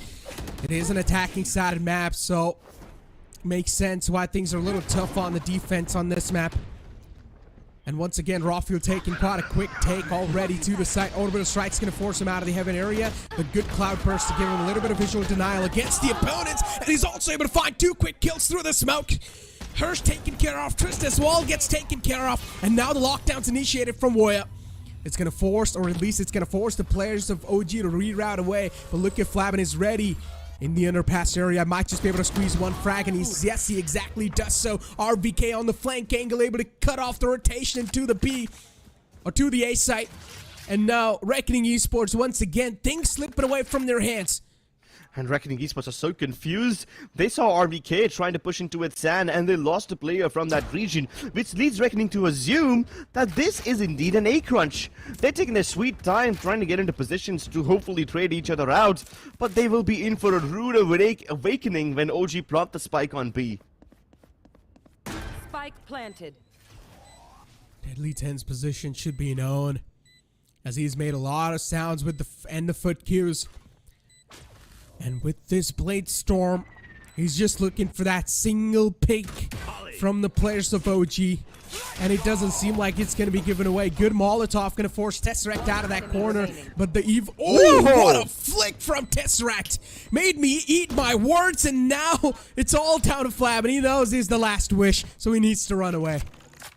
Sheesh, he knocks Deadly up into the air and then plunges him down to the ground. That was a stylish shot. And OG once again continue their winning streak. 6 rounds in a row as they take everything away from Reckoning Esports. They might even take the gun away from Flappin, but no, he's allowed to carry it forward into the next round. What a game from OG. They start things off quite slowly. An aggro push towards the B site. It doesn't pan out the way they wanted to. But then as soon as the lockdown's invested from the side of Reckoning Esports, OG fall back only temporarily. And while they do so, RVK has already snuck into its sand. And from there, he snuck into its defender spawn. Not a position Reckoning Esports would have expected would be compromised so soon. Good flash. Deadly 10 gonna push on the back of that.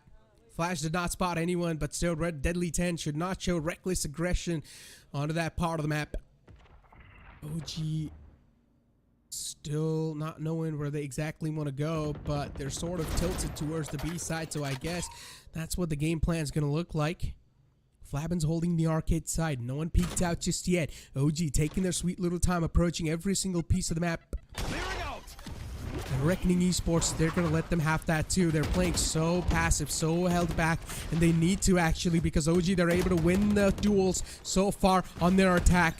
So you might as well respect the opponent's firepower and try and get yourself in some cheeky plays. Good play from Flab, and he actually peeks out of the Molotov. No one expected that from the side of OG, and now Woya on the side too is knocking players down. You have to play inside the smokes to deal with the smoke criminal. And yeah, Woya was able to isolate quite a lot of those fights because of the sky smoke, but now nothing's working for them. And Deadly finally strikes. Antidote left to his own devices in the site. Goes for a very risky plant in the open. And somehow Harsh doesn't punish him, even though Antidote was blind as a bat. He still wins the duel? No way! Oh, finally Twist is able to control the losses, and Reckoning Esports win their first round off the half. But all the lead that they had has been squandered away. Chance once again back in action, and so is OG, able to swing the entire momentum back in their hands, and also able to somehow get things under control for themselves. And look at the replays, dude. Reckoning Esports, 9 rounds for them, able to win that one, and now OG on towards 10. considering they've still got the guns on the board, but the problem is they're still humble with the economy. One single misstep and all the guns will be taken away, and they will be back on a complete reset with the pistols. Oh, so the Trailblazer does find something, and RVK is getting harassed over here. He's being targeted really hard. Trailblazer, breach utility, and finally the op shot from Deadly. All of that thrown in just for that one kill onto RVK.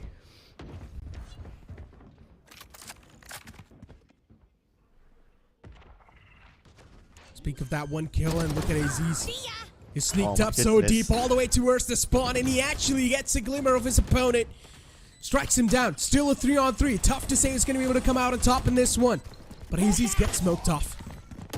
Now Aziz right on the other side of that smoke too. While the players of Reckoning Esports are looking to burst out, they're not going to be given a lot of room for error. Absolutely They will not. need a force out error from the players of OG. Good flash, but still not going to blind Aziz. But what a Whoa. from Flabin. Yeah, that flick of the wrist, absolutely monumental. Antidote takes his time to commit the orbital strike, but Flabin's already got it down to halfway point. Harsh won't even get the chance to tap it. The orb from Antidote finally showing up. And that's one consistent thing that OG are doing. Every time they try to go for a B plant, somebody or the other from OG will hunt down the Reckoning members. They will play hyper aggro towards Canteen and to its generator. Basically, literally picking fights in their spawn. And Reckoning Esports, how will they retake when they don't even have space to set up the retake? When they have to literally worry about the spawn being taken away from them, there's no avenue left for them to use their utility from. True. Look at this, man. Guardian, Sheriff, Stinger, Classic, Phantom. Broken buys on the side of Reckoning Esports, but still gotta make something out of nothing. No other choice. Okay. Trist is on the other side, and so far OG haven't really challenged a lot of those times onto A main. I think so. It's only once or twice. So yeah, they don't really need to go on that side of the map, because the opposite side is quite easy for them to take undertakings. So might as well try to keep trying your luck onto that one. But Reckoning Esports this time, they're at least able to get a good opening, and that's the entry fragger out. Yep. Rothfield decided to dash inside, hoping to catch the isolated Voya over there, but little did he know that even Trist was right around the corner. And this time OG, after they get the confirmation that 4 Reckoning members are towards A, they quickly pivot towards the B site. OG are so good at avoiding dangerous situations that Reckoning Esports are trying to throw at them. Right here. My Wow. ult's ready. Well, that's one way to kick things off on the post-plant scenario. Orbital Strike used to. Gonna take down Aziz with that. Nicely done. And Reckoning Esports, it's a massive storm that's brewing on the site, and they take the site control easily enough. Considering that was also broken buys for them, they've got their hands on the guns once again. They're back into full force. Now their main goal over here is going to be to equalize the scoreline. Considering it's a thrifty round, OG now will need to rethink what exactly went wrong in that previous round for them. Right here. My ult's ready. A lot of things, honestly. I mean, they were doing it quite well at the beginning. Reckoning Esports went for a 4-stack towards the A site, and Rothfield dashing in resulted in his death. So that's an instant man disadvantage, but at least in the process of doing so, he figured out what Reckoning setup looks like. So OG did a decent job of going towards the B side, avoiding danger and getting that plant down. But Reckoning flushed them out of these positions. Smoke off B main, so Antidote's op is useless. Orbital Strike pushes everyone holding tower outside. And just like that, Reckoning win the round. But can they strike once again? Deadly's op has been all over the place. And it will be difficult for him to make impact over here, but he does. He kills Antidote.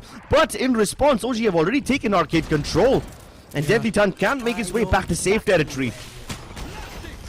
Oh, that aftershock could have been good, but accidentally he missed it at the last second. But still, the spam's going to take down Tesseract solo. The players are quite low. The HP advantage in the hands of Reckoning Esports. And all they need to do is find 2 taps on 2 of the players. 1 single bullet to seal the deal. And then the last man's heavy, which is RVK. It's looking pretty good Only 4 HP in the hands of AZs. Still Reckoning Esports taking their time, not forcing things just yet. That bullet onto Aziz to shut him down. Now Trist is going to go for the stick. He's of course going to catch a bit of damage, but the main deal over here for them is to make it all the way halfway, and they've done so, but there's too many bullets resisting that entire defuse. Raw Fuel down to 2 HP, will need a peek out, and he actually does it. Just trading blow for blow, bullet for bullet. They had to heavy stick that spike. And then OG just let loose a rain of bullets. A hailstorm of lead unleashed from B main. Both Flabin and Rofuel very low on HP, hemorrhaging internally. And Rofuel connects the final shot.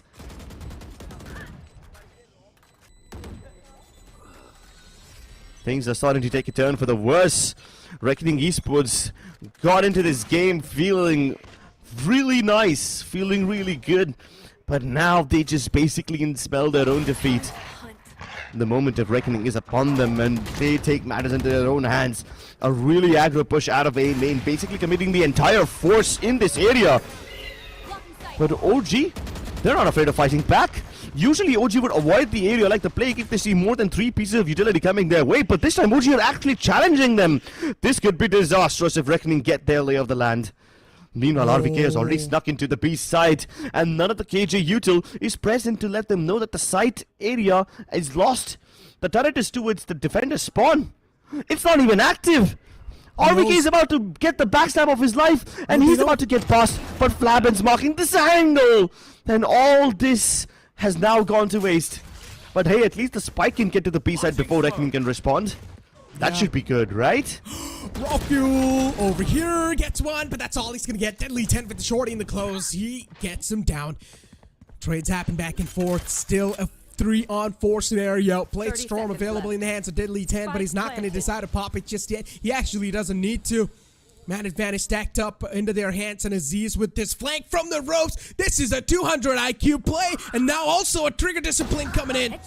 And Aziz from the back is going to execute Deadly 10 out and over. Once again, the script has been flipped against Reckoning. And now Reckoning will need to bring out a miracle. That's the only way they're going to be able to pull this round, pull things back into their court. Her steps onto the site. Too much util. That's going to force him away.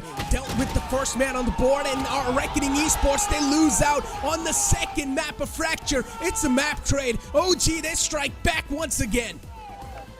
OG so dominant in the second half, conceding only 2 rounds to Reckoning Esports. A 5-round win streak to start things off, and then the rest is history. OG proving again why using Chaos against them is a bad idea, because they can devolve down to the same mannerisms and beat you with experience. The primal instinct of the apes kicking in, punching the wolves in the face, and tying this series at 1-1. Whatever lost their experience in the first half definitely shocked them to their core and forced them to adapt their playing style. And man, oh man, when OG start adapting, you better start praying. Still quite a close affair though. You can definitely count on the players of Reckoning Esports. It's tough still to say. It's equal trade when it comes to the winning side of the map, so the grand finals are off to a great start, ladies and gentlemen. It's time for us to push to a short break. Don't go anywhere. We'll be right back. Hit for my wins, I need my hands. This life is real, can't play pretend. Came off the bench, I get it in.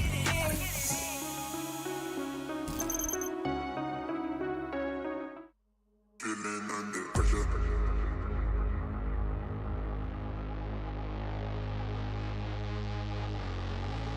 Pressure.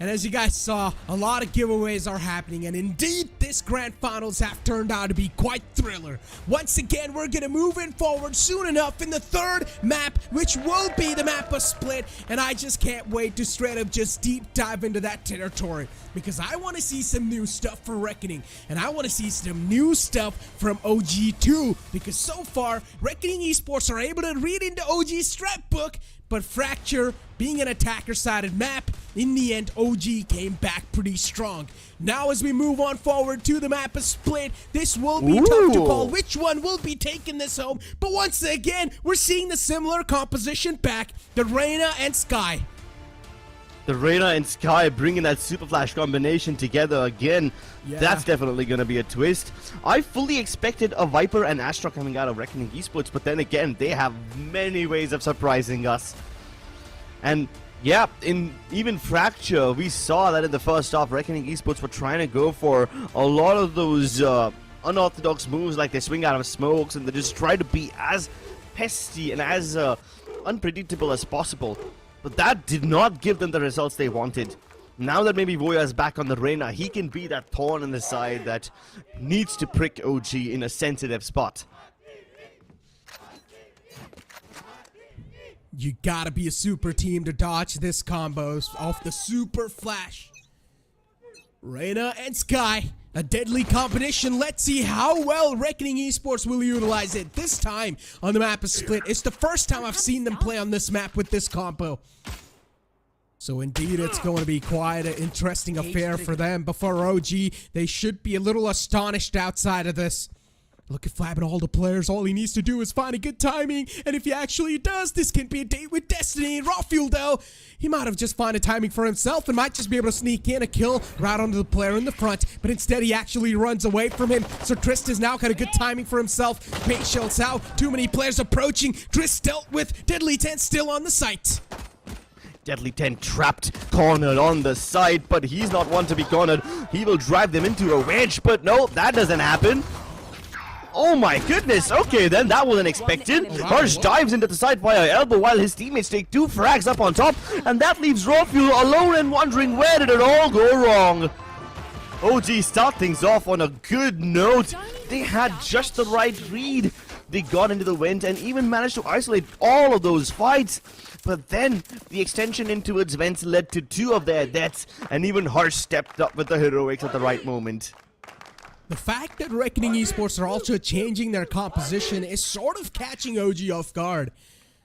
They don't exactly know how Reckoning Esports are going to be playing or how they're going to be positioned with their defaults on this map, especially with this comp. So OG, yeah, them being able to find that opening, that was a great start indeed, but they're not able to close on to that because the press from Reckoning Esports instantly is so quick. Voya, oh, he catches a bullet onto his leg, and I think so that should be a warning sign of him not peeking out once again. And Reckoning Esports will now need to be play a little bit laid back and pushed back. Flash from Hirsch confirms their presence, but they don't know that there's one man right in the front of their face. Good shot from Antidote, but an instant refrags there from Voya. Oh, down to 61 HP, but it's completely fine considering the opponents don't even have the superior weaponry, but it's still a 4-on-4. Here. 4-on-4. Best odds that OG have had in a while. But Reckoning say no. Flabbin jiggling in and out of that corner. Now they know where he is, and hopefully that will set up the bait for Trist perfectly. He swings out a little more. Okay, never mind. He swung out a little earlier than expected. He probably could have held that position, and I think they still would have been fine. But this game, it's as nail-biting as it's ever been. From a 4v4 to a 3v3 now. And once again, Deadly in a similar position. This time at least he's got the turret to give him information in case the vent gets breached.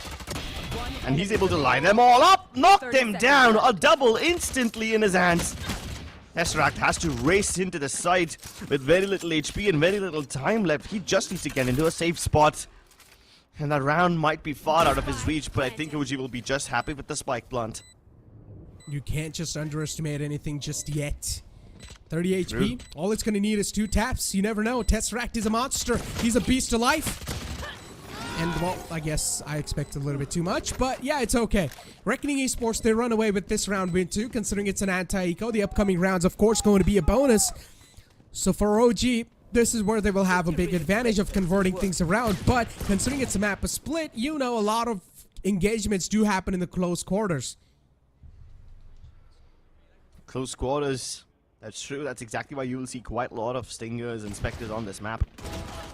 But this 2-pronged approach from OG didn't really give them the result they were hoping for. At least so far, OG have been able to get into vents without any problems. So they can, to some extent, get mid-control quite easily. But then again, it's only been 2 rounds, so it's a bit too soon to call this.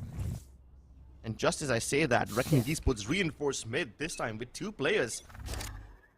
Both the Sky and the Reyna are holding here together. So that super flash combination we spoke about in the pre-game segment, we might just catch a glimpse of that over here. Yeah, we are actually catching a glimpse of that. You guys saw that. Rain of Flash and Sky Flash used at the same time. Next to impossible to dodge it. The only thing you can do is hide behind a cover, and that's what they did. Charging vents! Oh, the timing actually not working out that well, and Trist only down to 5 HP. Now this defense sort of seems like it's starting to crumble down. Trist needs to get back up to full HP, so he needs to close his distance to Hirsch. He needs to go where Hirsch is, and that's what he's going to do. So he's going to be getting a regrowth back onto himself. And considering they know how valuable this judge can be, he can strike down multiple players at the same time. It found himself in the right time, in the right situation. And because they have to fall back and heal each other up, OG get the time to retreat away from mid and head back into the B site. At least the guiding light gives Hirsch a good idea as to where the rest of OG is, but he can't do anything to stop it by himself. Or maybe he can! Solo kill available, but still the site is lost. The spike will be planted. Flabin though, he's managed to get across that tripwire which was placed on mid, and they might not be aware about his backstab. Antidote checks it regardless and he gets the frag. Yeah. Flabin not getting any value right then, and they're sort of sealed the round in the favor of OG. But look at the arena, man. People are actually even standing in the back because all the chairs are filled up. Yeah, house full. That's what you call it. But yeah, Reckoning Esports, I mean, considering that was just a bonus round, I would say not bad. Okay. They were able to get 2 guns away from the opponents, but it's still not really going to affect a lot to OG, considering the 3 players are still going to be on the light armor, so they're quite okay when it comes to the economical side of the game. But now Voya, it's actually Voya who's using the operator and Trist on the judge. Interesting. Let's see.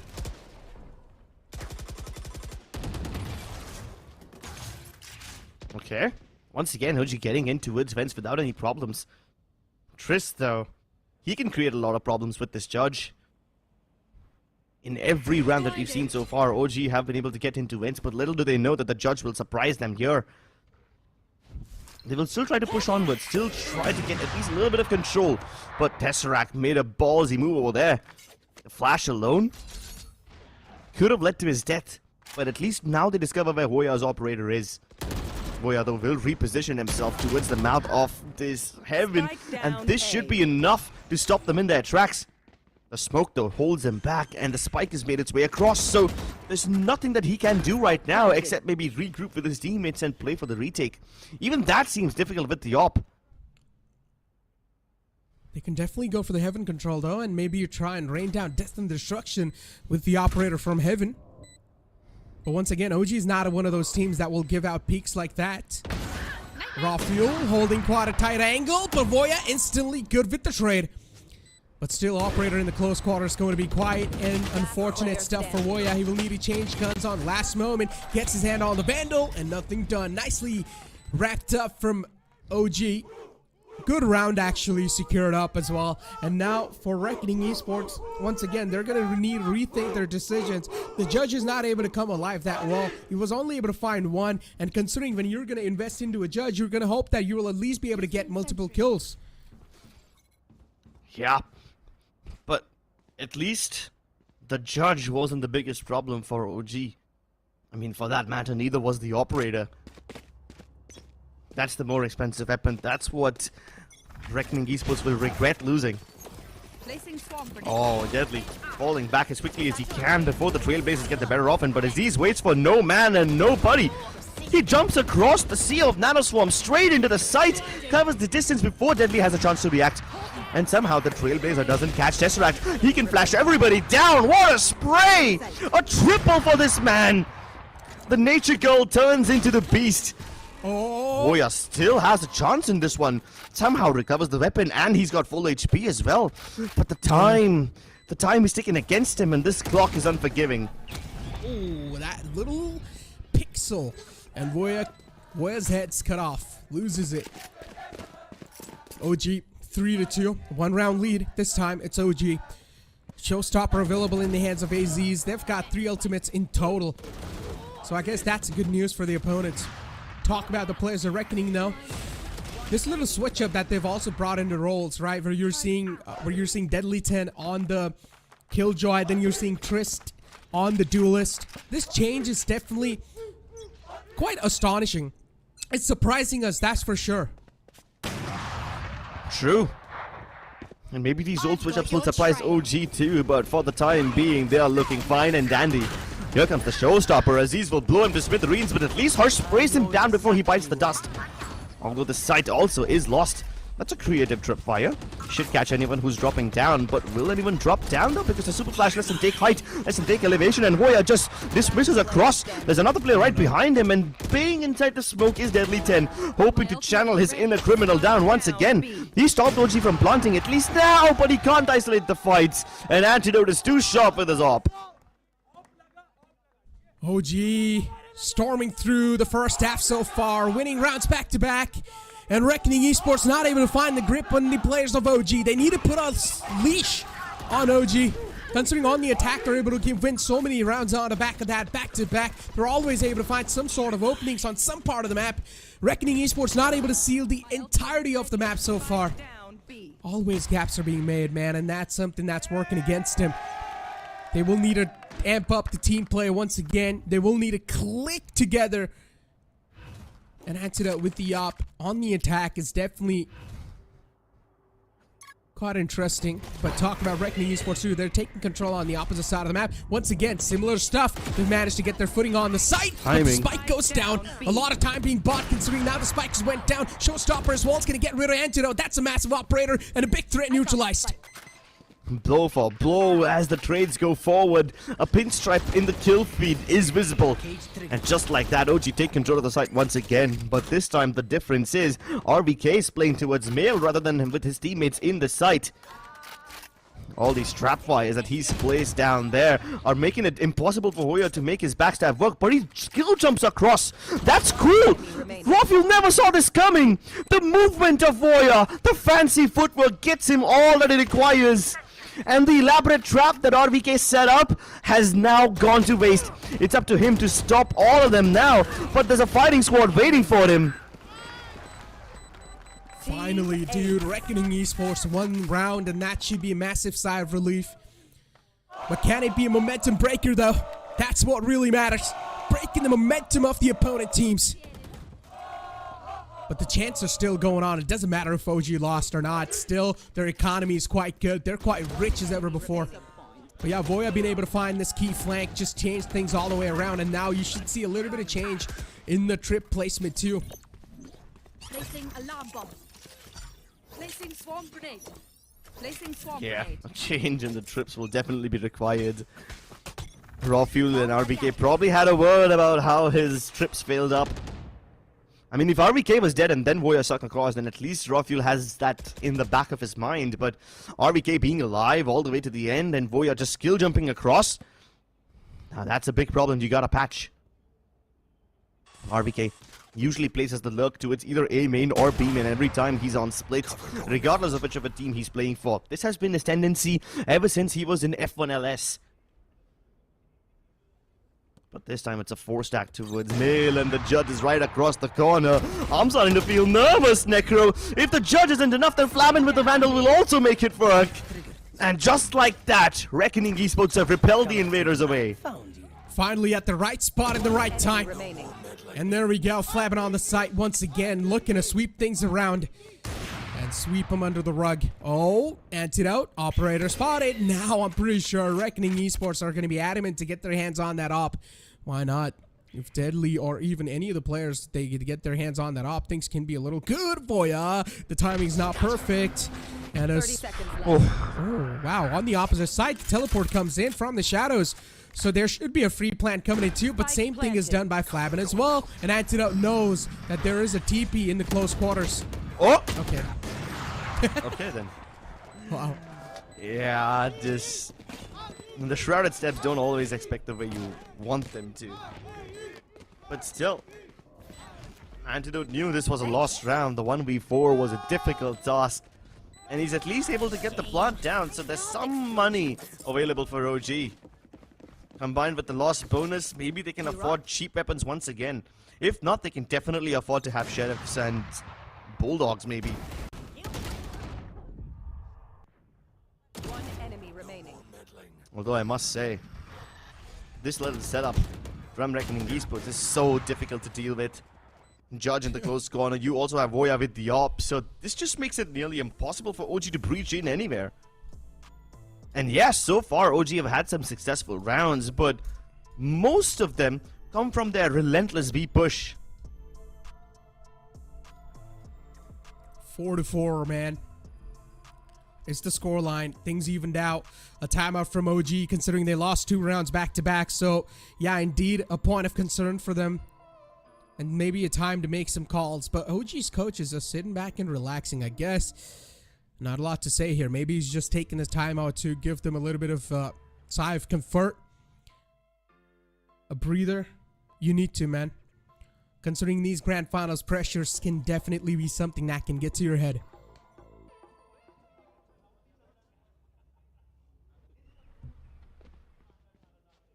That's another thing that OG have managed to do. They managed to get Reckoning out of their heads. Remember how in map number 1, Reckoning were basically manipulating OG into doing their bidding, into discarding away their advantage. At least now OG can have their own original thoughts and get Reckoning's poison out of their minds. Can they get rid of Voya though? At least he breaks the camera with the op, so now Reckoning Esports have given away signs of warnings. And OG will be well to pay respect to that.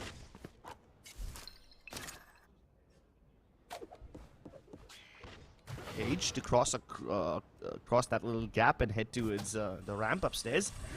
But little do they know that they're walking straight into the waiting arms of Voya. Wow, quick dash on the site once again, but Deadly Tent's ready, and the cross is trained.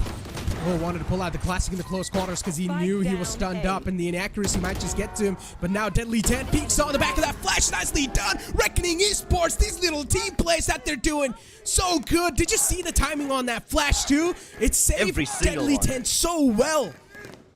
Yeah, and it's not just a flash. Even Voya swinging in and out of those smokes, dismissing back to safety as well. And as soon as they are done dealing with Voya, Deadly swings out off the elbow. The paranoia as well, just getting the better of every single player. The coordination that Reckoning Esports possess is on a whole new level right now. Here. This is the kind of coordination that we hadn't seen from them in a very long time. Reckoning Esports pulling everything together. The master plan coming into full effect as their comms are on point. And look on the A sides. Oh, what is he doing? Okay. A really tough call. A really tough stuff, of course, from the side of Rafuel. Straight up dashed up. Didn't even have the gun in his hands. He thought maybe that his teammates will be able to get the trade. I'm not exactly sure what the game plan was there, but I would definitely call it a massive mistake considering now RVK has found himself all the way in the back. This is definitely good news. He was able to get two of them himself, but not something that would give you a lot of advantage inside the game. Now you've got the man disadvantage. One enemy remaining. Oh gee, my goodness. I cannot imagine how quickly they are falling like flies. They really picked up the pace this round. The paranoia thrown in from sewers allowed Rafuel to dash upstairs, and it hit Deadly square in the face. But Deadly says, nah, it's not a flash, it's just a near side. I can still have my vision around the corner. And he jumps up with that shorty, dispatches Rafuel down to the nether realms. And OG respond well to it, right? They dive deep into the site, they just quickly cover ground, run in, sprinting as fast as their nimble legs can carry them and get that spike down. Even RBK pushes deep into screens because he knows that holding these close-line positions from the side itself has been problematic for OG. So he tries something new, and he does find a kill, but all those surprises are still not enough to throw Reckoning off their game. I mean, I'm still trying to wrap my head around the Rafuel play there. Yeah, it's understandable they had to flash there as well, but still not a good decision that he made. But okay, this time at least they're able to do something good and get the site control in the hand. Nicely done. Seekers were out as well, so that sort of gave the opponent's position away. But now Reckoning Esports, they're going to be off to a retake here. Things will be a little tough, and it will be a daunting task to get their hands once again back on the site. As we've got Reckoning Esports flank approaching. Aziz's position compromised in the close quarters. He's also able to strike down the player in the front. At least that's a fair trade from their side. 2-on-4 scenario. For the players of Reckoning Esports, the arcs are stacked against them. And yeah, Tesseract is going to be lucky enough to get both of them. Yeah, he saw the first one fair and square, but that second kill, that was just random. That was luck. But he doesn't need luck. Even if he did not get that frag, OG was still poised very well to win the round. They pick up the pace and blitzkrieg into the site. Poor Deadly had absolutely no time to react. Before he could even send his mouse across the other side of the desk, he was already dead. And that's similar stuff which RBK pulled off in the last round. Aziz did this time. They take quick control of screens and basically cut away the avenues that Reckoning have available for the retake. This is the strat that OG were using even in Fracture. Push all the way in towards the defender entrances, all the way towards defender spawn and Fracture, and leave Reckoning with no room left to mount their retake. Even now, they get into its screens, which basically eliminates one avenue of retake entirely. And then Reckoning are forced to either take control of ramps or drop down from the window. Both of those options are equally risky. Definitely way too close for comfort though, but still, as Reckoning Esports, they've got one round advantage. They would definitely want to make this series, or not this series, I mean the first half, 7-5. So Reckoning Esports knows the value this round holds. And considering the upcoming pistol round as well, the second half pistol round will be quite valuable as well. Voya gets his hands on the operator, while the rest of his team with only Vandals and full armors on the board. Similar stuff on the opposite side, Vandals and Phantoms. Let's see what sort of initial setup we're going to see from both the sides. And OG, they're really adamant to just straight up go for an early peek over here. Good shot. Antidote's going to find that perfect peek. Flab and shut down in the close. Now that's not a good news for Reckoning Esports, considering they've lost their controller. But when they lose the controller, they can always take back another kill.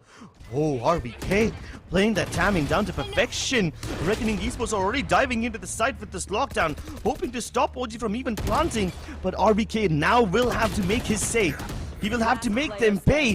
His flag will be detected, and Twist leaves nothing to chance. That's what you call perfect teamwork. Switching sides.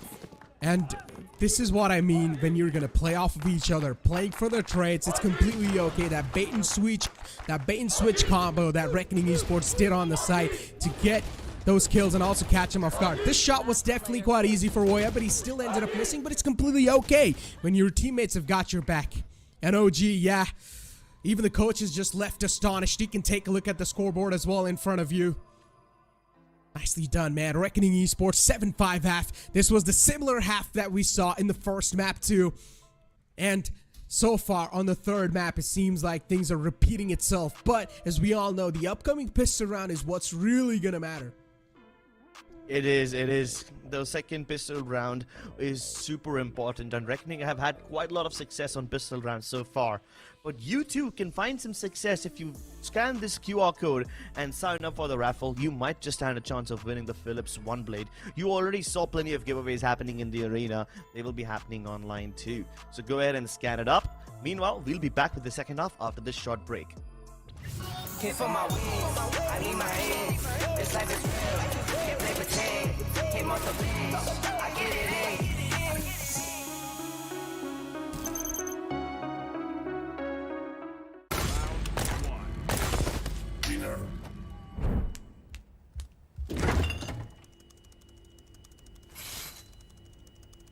Bro, fridge meat के लिए, heat के लिए नहीं. Bro, this graphics card is making my frames drop. Come with me if you want to get. The all-new OMEN 16 with advanced Tempest cooling technology, now with 5 heat pipes and 4 thermal outlets. The OMEN 16 with 12th Gen Intel Core i7 processor to make you forget your frame drops. Now that's cool. Game on with Tempest cooling.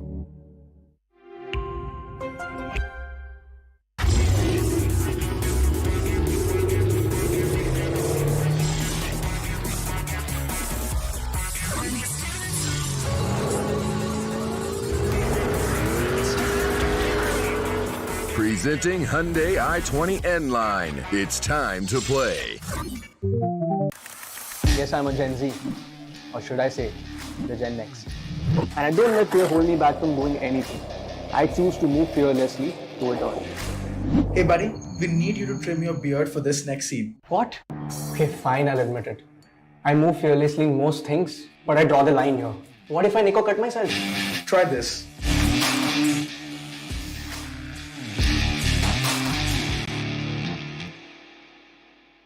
Phillips.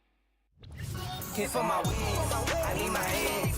This life is real, can't play pretend. Came off the bench, I get it in.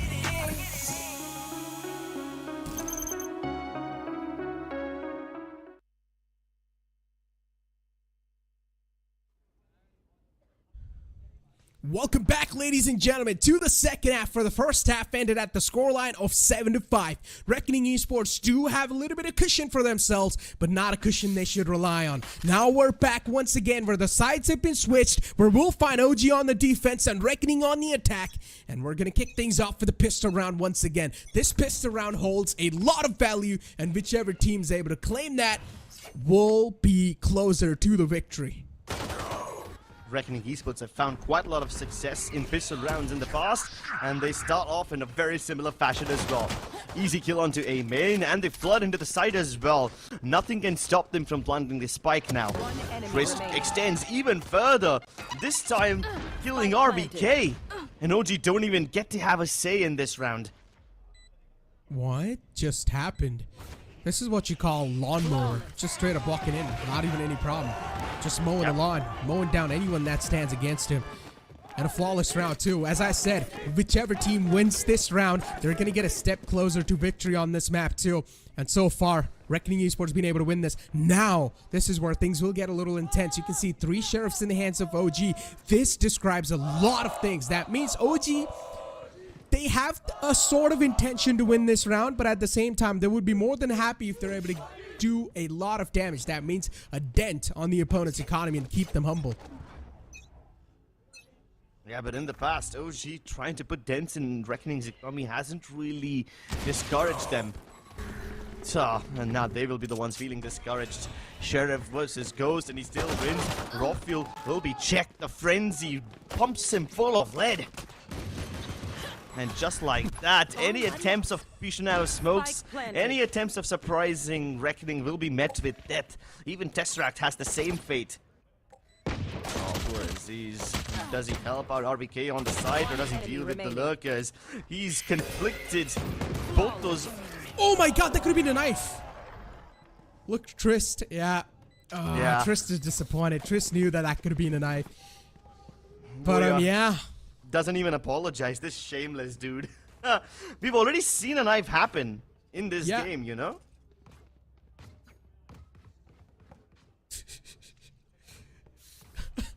I mean, it's okay, you know? At the end of the day, the MVP will also matter quite a lot. So I guess Boy is really looking for the run of the MVP here. He's got 19 kills and 6 deaths. Look at that, KD. It's just insane considering you're at the 3rd map of a grand final where you know there's so much pressure surmounting on top of your head. And Trist, he's like Lightning McQueen already, just straight up pedal to the metal. He's not gonna stop. He's got his speed all the way back, all the way down to 200 kmph. But this time it's OG who's gonna start things off.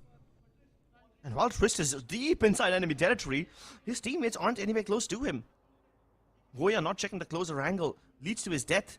Oh, and Trist has found the timing. He could have had a date with Destiny over here, but RVK, he shows up as an unknown entity. But still, Trist cleared up so much space for his team. They now know that they can make their way inside. Flabin goes from smoke to smoke, steps across that gap. Planted. And he plants it safely too. And here comes the flank from Hirsch. Perfectly timed, perfectly positioned. And this will sandwich OG the need to break out before they get chopped. Oh my god, they no can't. way! Flabin with 2, and the Spectre in the close range is of course going to be quite venomous, and that's what happens. This is a bonus round for Reckoning Esports. If they win this, their economy is going to be on cloud 9. So they will need to turn things around. RVK approaches, and he does not expect the man in the close left. Hirsch to close it off. Reckoning Esports getting so much map control every step along the way. Whether it's Voya committing his life to the cause by selling that B fake, or whether it's Trist going all the way up towards A heaven and getting this much map control. And while Trist and Voya were able to get into these spots and not get any kills, it still didn't create problems for Reckoning Esports. So much map control lets them do whatever they want. They have their lay of the land, they pick and choose their poison, and they control where the spike goes down. So many options available Reckoning Esports, and yet they woke up and chose violence. RVK instantly decapitated. He basically had no chances. The Paranoia and the Judge hit him both square in the face. They're really just at this point abusing the Judge on the attack, especially those double satchels. Now I understand why Trist took those. This man's double satchels are quite flawless. A really good cover fire. Even if the first man got taken down, they're completely going to be fine on the back of that. Once again, Sky and Reina, those two players towards the main, not gonna let anyone force back or try and even backstab them. The ramp is completely under control. It's on the lockdown. Tough to get out of that one. Rafiel spotted a really good spray transfer. AZ's caught some bullets right to his dome. And his skull gets ripped apart, cracked open. Call it whatever you want to call. A 2-on-4 as Antidote's not going to spot the man in the back, but it's a Judge. Antidote taken down. He's scratched up. 42 HP. Rafiel as well catches too much hurt, and they're going to die to the spike explosion. Muji had no chance going into this retake. The Blitzkrieg approach from Reckoning Esports got them the site control before the round even began, dude. Like, as soon as the barrier drops, they pounce into the site. With brute force, they take the site for themselves. They then leave Trist with the Judge to its elbow, where it can be the most lethal tool in his arms. And the rest of Reckoning Esports just reinforce the A main lobby, making sure that OG can't climb down that ramp. It's a slippery slope leading straight to their deaths.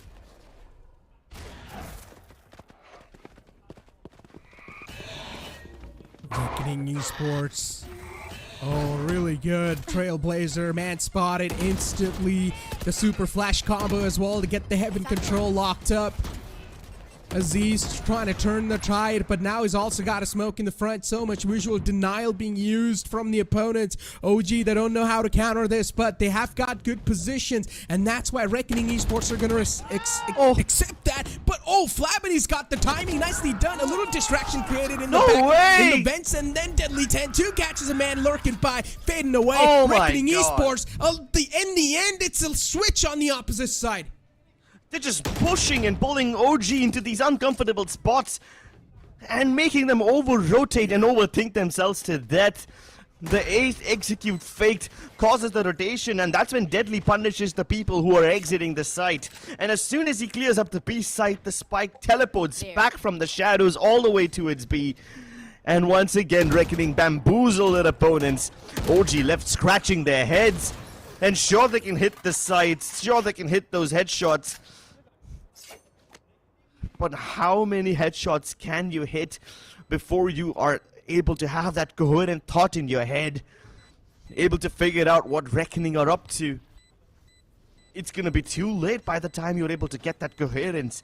Clear out all those doubts, all those fears which are now burrowing deep into your minds. At the start of this first half, I said that OG did manage to get Reckoning out of their heads, but apparently I was dead wrong now, wasn't I? Yeah. Reckoning Esports not really having the crowd, or not really having a lot of the crowd on their side, but whatever they have, it's still working out. And those guys are able to power the players inside the arena. A tactical timeout pulled out from OG, and the coach definitely seems a little disappointed. Makes sense too, man. 12-5 is the score, especially against a team like OG and Reckoning Esports, a team that has made through the lower brackets. A reality check. A harsh reality check from Orangutan. Their comfortable and cushy lifestyle all the way through the upper bracket, not dropping a single map in the entire split 2, made them think that they are immune to all the dangers and the pitfalls. But a team like Reckoning, the wolves that have been forged in the flames of the lower bracket, having to keep their iron will steadfast through that passage that preyed upon the weak, have now found whatever they require. and they're making OG into a bunch of puppets. The strings attached to their arms and legs, making them dance to their will. Every single move that Reckoning is making OG over-rotate, and then Reckoning predict those rotations to punish OG in the middle of the transitions. The brain games are on a whole new level from the Wolves this time. Yeah. And the Apes might just have a new king of the jungle unless Tesseract says otherwise. I mean, Tesseract, man, not scared at all. He actually pushes against the odd and still gets the value down. Triss taken care of. This was a man who was able to find so much early game information, and now once again RGE gonna strike their foot on the site. Good return pick though from the side of Rafiel, and that's all he's gonna be able to find. But the return frag even from the side of Reckoning Esports, they're quite dominant. Flabbing on the side, Hirsch. No way! From heaven, he actually gets two of his own, and now he's also giving away a lifeline. One more to go in the name of Tesseract. Not a lot of HP, softened up, and no way! At the same time, Reckoning Esports, they get the victory secured on the third map of Split. And they do it on the back of a 2 versus the world clutch. I really thought OG had that round in the bag. They stopped Reckoning in their tracks. They stopped Reckoning from transitioning over to the pillar. And then, when Flabben was strapped, when he was down to the wire, in comes Harsh. Flying like a hero, he barrages his way through the B tower and drops into the site to rescue Flabben out of danger, rescue Reckoning from that imminent loss of a round, and straight into the next map. Ooh, okay. Keep going. That's called a heel toe. Oh, man's got even moves, bro. We always thought Flabben was the one with the moves, but then Voya says, hey, no, I've got the fancy footwork too. And speaking of footwork, you saw how Voya was able to dodge that tripwire that RVK had placed, right? Makes sense that if he's got moves in the game, he's gonna have moves in real life too. And I cannot forget about that round. Fake after fake after fake. Man, just playing with OG's mind. Tough to know what's going on with Reckoning. But, ladies and gentlemen, one thing's for sure. Reckoning's feeling it right now. Third match secured. 2-1's the scoreline. One more to go for Reckoning want to seal the deal. It's time for us to push to a short break. Don't go anywhere. We'll be right back. Hit for my wins, I need my hands. This life is real, can't play pretend. Came off the bench, I get it in.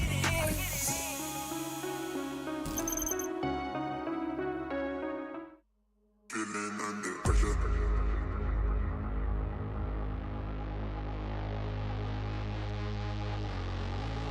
Pressure.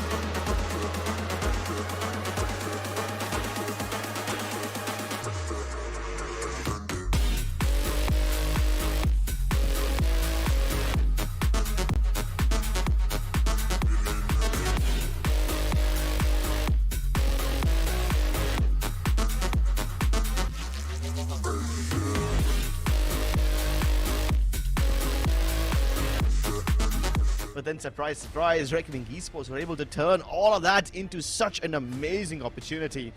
And just like that, they have taken the lead against OG in the series. A 13-5 victory in Split pushes us into map number 4, and now Bind has to be the place where OG make their stand. And we're going to see the same composition once again. Reyna and Sky should be brought out by the players of Reckoning Esports. So far, we're seeing OG, of course, on their usual composition, the Raze, Jet, and then you're seeing the composition of Reyna and Sky. A double duelist from both the sides, but when it comes to the controller, you're also seeing double controller from Reckoning Esports. So this is quite an interesting lineup in general from them, so I really want to see how this one's going to work out, especially against OG. On paper, the lineup, the agent select that Reckoning Esports have, it should absolutely obliterate OG, but you never know what the firepower holds for us. This amount of firepower that OG possesses is unreal, but in the previous map they were just simply unable to use it to its fullest potential. Reckoning Esports were distracting them, filling their minds with poison, making them think twice about every single move. Their thoughts cloudy, their vision convoluted, and maybe even distracted as well. Can OG find their composure, find the calm once again? I don't know about any of that, but Rovil can definitely find kills and get away with murder in cold blood. Nicely done. And OG so far able to start off with a big advantage. Good traits though, and AZ's once again springs back into the action. 2 taken, but an instant trade out once again from Boya. Gets himself back up to full HP. 1 on 3. It is doable. It's all down to the clutch situation. Now OG should not really give him isolated duels. If that does happen, Boya will be in a good shoes. But no, it's not going to happen at all. OG, for the first time, they start things off on a great note on a pistol. Well, these pistol rounds have been a problem for OG in the last few maps. And them winning the pistol now definitely will bolster their confidence. Probably even bolster the amount of advantage they get. And OG, if there's one thing that they're good at, is anti-eco rounds. They are not the kind of team that falls to sheriffs and pistols. I mean, that did happen to them in Fracture once, but I hope they probably won't have the same problems once again. Even the roles have been switched up. A double initiator picked up by OG. And we haven't seen the fade come out of this team too often. But we know it's capable of doing some great stuff. Oh my goodness, I speak about great stuff and I guess I jinxed him. Oh, speak about jinx, and look at this! Aziz strikes two down, nicely done. The Marshall clicks in, and Trist with the classic. Once again, bounce back. What's going on? This anti-eco that we thought might just work in the favor of OG. Instead, this time it's not really clicking in for them. But still, nothing can be said. One more to go. 3 players have been taken out from OG. So far, this anti-eco seems quite successful. But if they're also able to win this, it's going to be a cherry on top of the cake. The plan's not exactly for Flabin, but he needs to force himself out and get at least one opening kill. And he actually does so. Halfway taken, and now the defuse is being stopped, but not able to claim the last kill. Imagine what would have happened if that plant actually was for him. If he didn't feel desperate enough to make that move, OG probably would have lost this round. And I'm really starting to doubt that I might just be cursing them. I spoke about OG not struggling in anti-ecos, and here they are, barely winning the round by the skin of their teeth.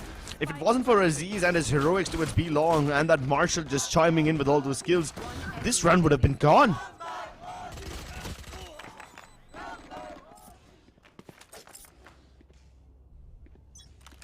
Vandals and Phantoms on the board, but this time with the light armors. Reckoning Esports, they're going to invest into this one fully.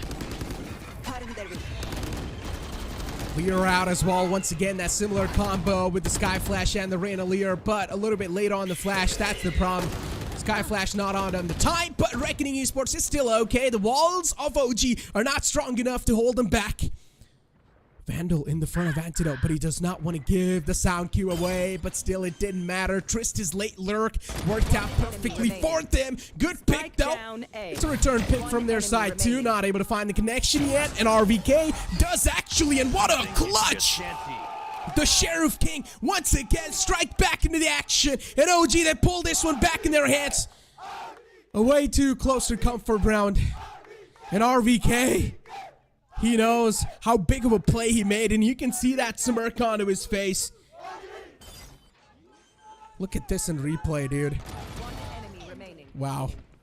Spike down A. Just OG, man, straight up just reigning supreme onto the back of their firepower. But still, considering Reckoning Esports only had bought the light armors, they're still going to be okay after that loss. As Deadly 10's going to be the man with only a Sheriff in the hand, so he will need to find a lot of value with that gun, which is a tough one, but the Tasmanian Tiger spots one, and OG are able to find two instantly onto the back of that. Reckoning Esports so far, things falling apart for them, but Deadly in the front should be able to get this frag, but even he gets denied. Tesseract returns the frag onto Deadly, and now Hirsch looking to get the trade back, but Tesseract, it seems like in this map, he's starting to feel himself a 4-0 start. Definitely a match made in heaven. Or at least their stars being aligned, you can say that. 60 HP only in the hands of Flabin. Molly out too from RVK. Tesseract with a Nightfall available, and considering it's just the last man from Reckoning Esports, Flabin's not going to try to press harder. Instead, probably just go for the save and stay happy with what he's got in his hands. And this is the first time we've seen Reckoning Esports struggle initially. OG, I guess, considering Reckoning Esports, they played Bind twice in their previous 2 games, in their previous 2 best-of-3 series. OG have got enough amount of info to counter this team. But still, it's the starting phase of the game, so nothing much can be said just on the back of that one. And yeah, safe from Flabin. Easily done. And OG, they scoop up another one in their favor. 40-0. A really good start. The supporters of OG indeed are quite happy, and you might as well will be, should be, as I'd like to say.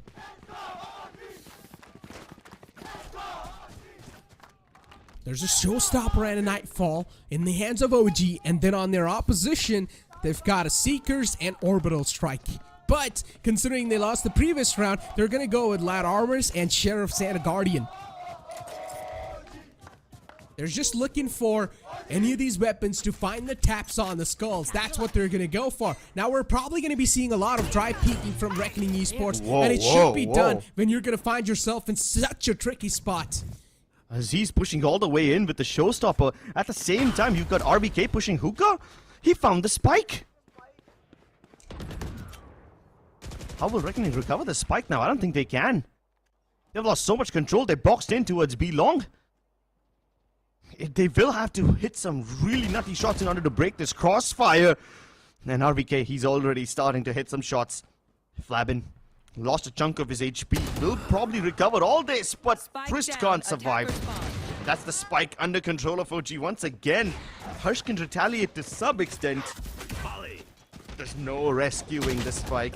Voya finds himself at the mercy of all of OG's members. They're ripping them to shreds. And OG doing what they couldn't do in the previous map. Assert their dominance.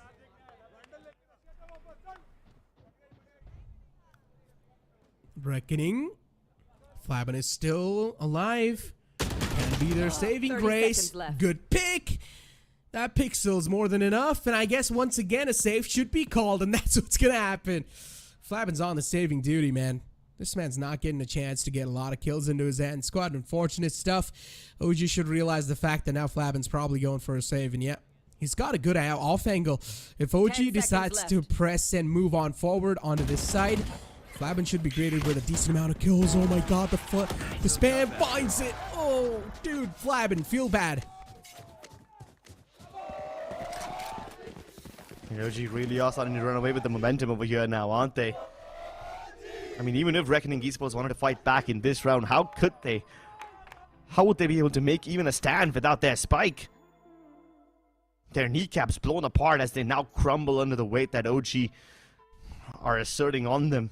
The dominance really felt. The resurgence from OG on a whole another level this time. I don't think they've had such a big lead in this entire series so far. Even in the first two maps, they were on the losing end of the first half. Always trailing by either 2 or 3 rounds. And I think this is the first time in this entire series they've acquired a 5-round lead. They must do their best to hold on to it as much as they can. They need a vice grip in their arms right now. Maybe even a vice grip around the throat of the Wolves.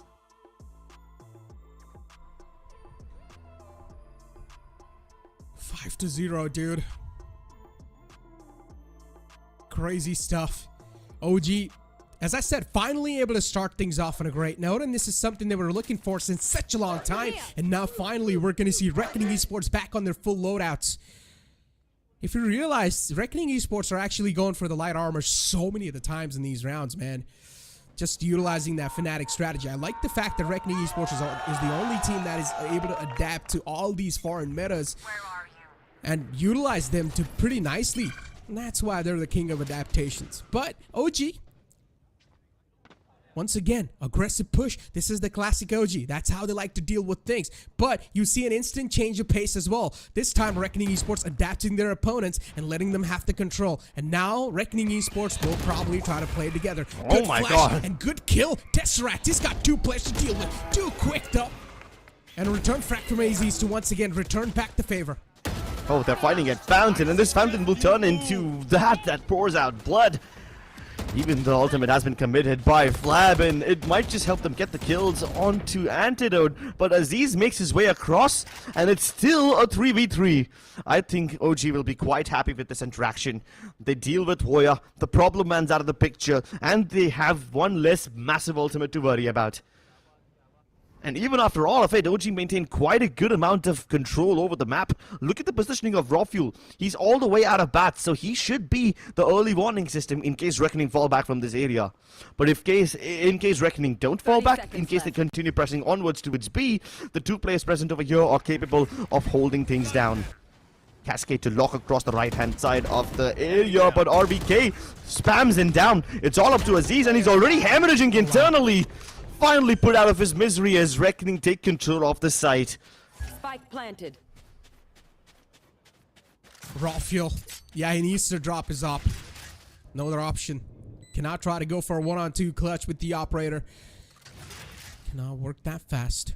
Now isolating the duels is the only way to go for Reckoning Esports to win this round. They need to play with unity. And that's what they're doing. Look at them. Both of the players are at the same spot in the same direction. Rafi looking to close the distance, but that double peek does not even come true while Chris just nails him down.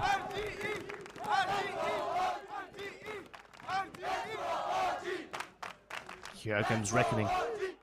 He's surging back, but they still have a long way to go. OG fighting so aggressively towards B main definitely made Reckoning Esports uncomfortable. And for the first time, Reckoning are feeling vulnerable. Actually, who am I kidding? Joke's on me. Reckoning have always felt vulnerable throughout this entire tournament. After all they've faced in the lower bracket, this probably wouldn't seem like much of a drawback for them. I'm pretty sure they can bounce back with this one. But look at the amount of ultimates invested. The Nightfall as well as the Orbital Strike. All of it is let loose, and now Tesseract, he makes a stand towards bat. Even Rawfuel strikes back with the op. And while Rawfuel, he somehow gets back to safety towards heaven, he at least will know that they have the man advantage. Flaven looking to plant in a dangerous spot. The Cove will keep him safe. But the Seekers, which were let loose by Antidote all that time ago, will now start to bite the members of Reckoning Esports. Plants down. Post-plant situations looking good. OG need to breach in. They need to go or do some shenanigans. That's what they're doing. Good find though, as now they know that Hirsch is in the close quarters, but Hirsch also has got a backup firing squad, but he doesn't even need that. Single-handedly shuts one man down, nails him down the ground. Now RVK left all by himself, also flashed up. So much pressure to deal with. Finally, RVK breaks out of that steel chain lock, but it's still not going to matter, as RVK, being the last man alive, also ran out of time. He's got no other option than to back away. OG doing really well. All the ultimates that they invested were used properly. It helped keep Reckoning Esports at bay. And while Reckoning were being held back from a shot via all these ultimates, Rawfuel and his operator was shutting down Bat. But still, Reckoning continued to push onwards. Despite the drawbacks, despite the number of people they lost, they're able to find their way into the site. And kill after kill after kill, they establish their dominance. They take those post plants. And they hold on to the U-Haul area with an iron grip. RBK can do his best Grim Reaper cosplay and try to dispatch them into the realms beyond, but it still won't happen in time. And Reckoning win their second round in a row. OG want to nip these problems in the bud. That's why they take this tactical timeout. They want to make sure something like this doesn't happen again. And now they're starting to realize that Reckoning also can be just as stubborn. Up until now, in the last few maps, Reckoning have always adjusted based on Orangutan's aggression. Whenever Orangutan are showcasing heavy presence or heavy aggression towards one side of the map, Reckoning give it up and hit elsewhere. But now, Orangutan have a rude surprise. Even after a whole operator and two big ultimates were thrown the way of Reckoning, they continue to push onwards rather than fall back towards another part of the map. And this isn't the kind of behavior Orangutan are used to seeing. Reckoning Esports now being stoic, being adamant. Not the kind of push that Reckoning have displayed in the past, and that's exactly why OG were left surprised. But that's not going to stop OG from playing aggressively. Rawfuel continues to push onwards. A barrage of utility exchanged from Bat as both the Prowler as well as the Trailblazer are thrown that way, but here it comes. RVK with a double. In one fell swoop, he strikes down Boya and Deadly, and just like that, the duelists are out of the picture. Yeah, they're trying to create some space. They're trying to get the hookah control done. But I guess a little bit too much to ask for. Molotov's out as well, because they are still inside the dome, and finally now they're going to break their silence into an absolute chaos. Site controls there. Rawfuel, he found that little inch into the between the smokes, and he strikes one down. Still, Hirsch is alive. It's a 3-on-2. It's still doable. He cannot count the players of Reckoning Esports out just yet. Flabbins managed to sneak all the way deep in towards the elbow. And now, Antidote still holding down the elbow lines, but Flabbins too sharp with the aim. He strikes him down. It's a 2-on-2. It's balled down pretty well, but now Rafiel once again pulls it back and AZ cleans it up. And that play that Rafiel made in between the smokes, that was crucial. That got the spike down. And I wonder what this round would have looked like if the spike was not cut loose, if it was on the backs of one of those Reckoning players. They probably could have escaped. You could see the positioning of Harsh. He was prepared to just dive into that teleporter and escape from that area if they were somehow able to recover the spike, but they just simply couldn't do it. Backup options would have been available to Reckoning Esports if the spike was present, but Rafiel finds not only the timing, not only the gap, but also the perfect player to kill to put this round into a tailspin for Reckoning Esports. No, this time, look at Reckoning stoically pushing out a bat. Deadly and Harsh, all of them getting the opening kills. Oh, wow. OG stand no chance.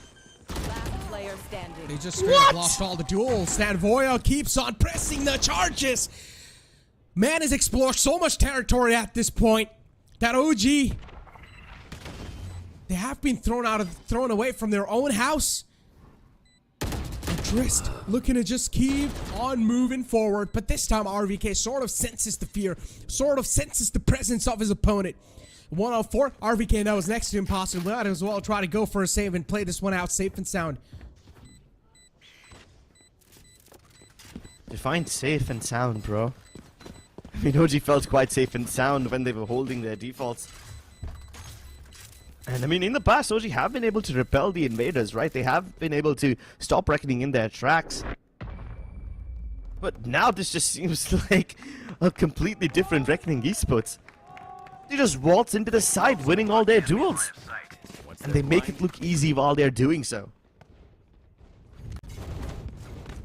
And it's not like it was a very convoluted push or something that they devised with very tactful nature or full of deceit. No, it's just straight up W key and mouse 1 from Reckoning Esports.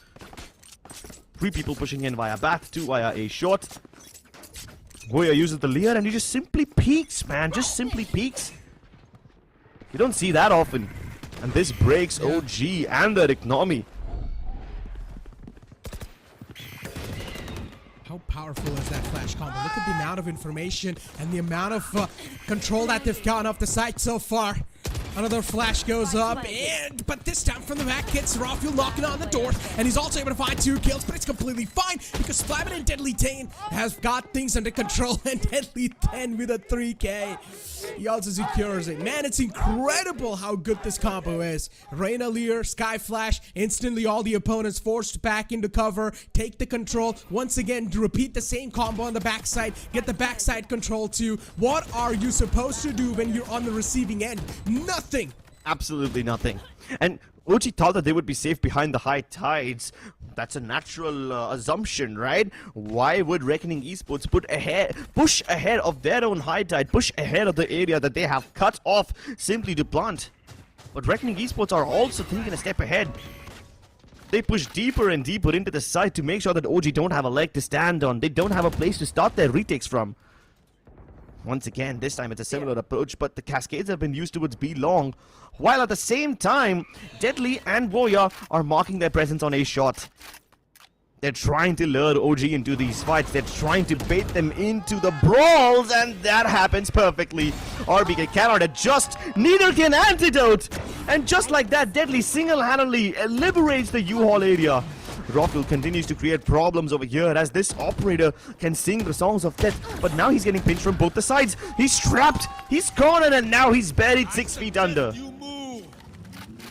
Reckoning used. OG once again forced to fall back, and they've got no other choice than to respect it. Walks out of them all. Really? Tesseract, too much damage taken.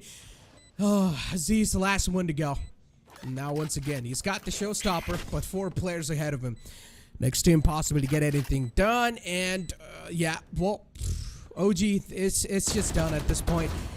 This round cannot be secured at all. They've got too many players, and Reckoning Esports don't even need to give out peaks at all. They can just let Aziz stay there and save the gun if he wants.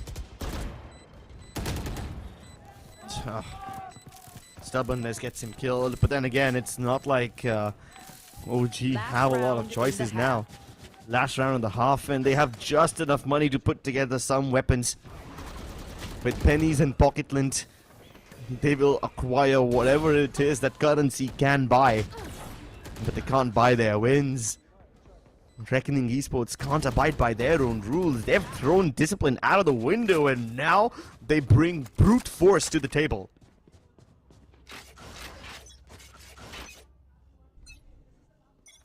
I've got your trail. Hawk out. Found one. Oh, flashes on the back of that. Nightfall used to. And Deadly Tent solo. And yeah, it's going to be an even trade, even Steven things on both the sides. But Reckoning Esports, they've lost out on two of their players, and both of them are actually duelists, the space creators that can create space so quickly in less time. And now OG left on back of the antidote, but a really good orbital strike to once again deny the entry. Now it seems like OG's wall is uncrackable, and it seems like the roles are reversed. This time will be OG with the 7-5 first start. Well, that's certainly a good start for OG, I guess. Leading the map at halftime. It's a privilege that OG have almost always had, but off late they're being denied of it. My ult's right here. Harsh's position revealed. One enemy remaining. And RBK marking it. Not missing this time around. It's all up to Flap, and he starts off on the right note, but trading raw fuel is just a bit too difficult. And there you have it. OG find the lead once again. Chance begin once again. They want to bring OG's morale back up, and it's sort of working too, as they have got an advantage this time. It's the first time where we've seen OG in the first half in an advantage. So that's definitely a good start that you can ask for if you're an OG fanboy. But still, as I said, it's always down to the second half pistol round. That's where it can be a massive decider. Ladies and gentlemen, the first half as it concludes, it definitely looks like a good start, but you never know, man. Reckoning Esports, their pistols have been looking on point. Even though OG, they were just able to win this pistol for the first time in the first half, there's still a lot of firsts over there. So you never know how the pressure is going to be subsiding for any of these teams. But for now, we're going to be taking a look at the break. Hit for my wins, I need my hands. This life is real, can't play pretend. Came off the bench, I get it in.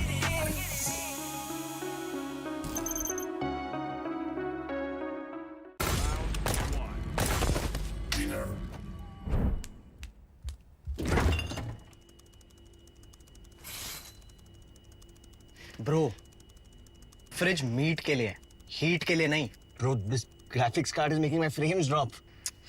Come with me if you want to get. The all-new OMEN 16 with advanced Tempest cooling technology, now with 5 heat pipes and 4 thermal outlets. The OMEN 16 with 12th Gen Intel Core i7 processor to make you forget your frame drops. Now that's cool. Game on with Tempest cooling.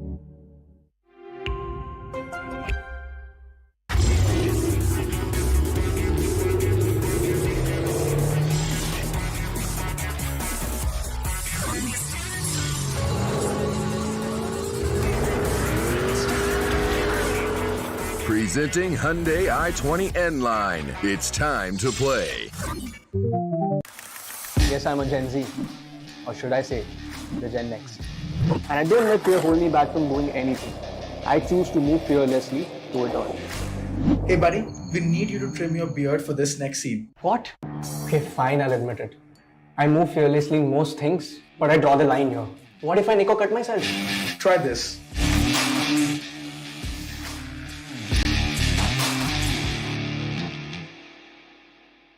Phillips. Hit for my wins, I need my hands. This life is real, can't play pretend. Came off the bench, I get it in.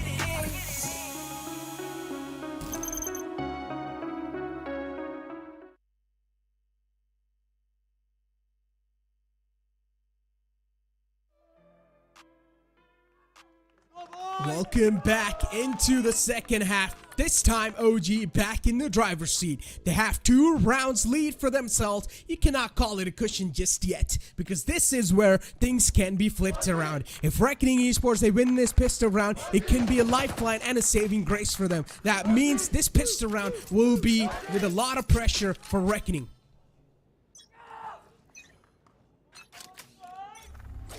Here we go. OG kicking things off on a very aggressive note. Smokes down. They don't care about the counter utility being thrown at them.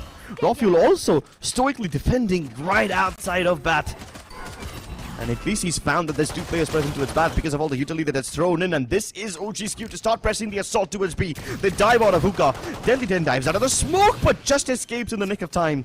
He will much rather regroup along with Woya. And Woya has an opportunity, but he had a lead in hand. And just like that, the opportunity's missed. Twist backs him up. The frenzy lets them get one more. But already the damage is done. How will Reckoning recover from this one? RBK, as he's just sprayed down in that area. The general vicinity is spammed with bullets, and Reckoning, they turn into Swiss cheese. Chance begin once again, but yeah, this is really good news for OG considering they won this round. We talked about how much value this round holds in general, and Reckoning Esports not exactly able to strike on that opportunity. Losing out on that. Sort of, you can also call it a lifeline fading away from them. Who do they think they are?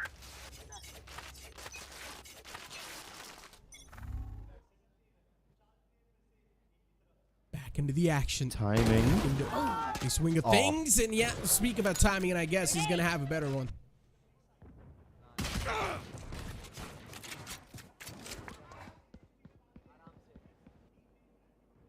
Okay, then.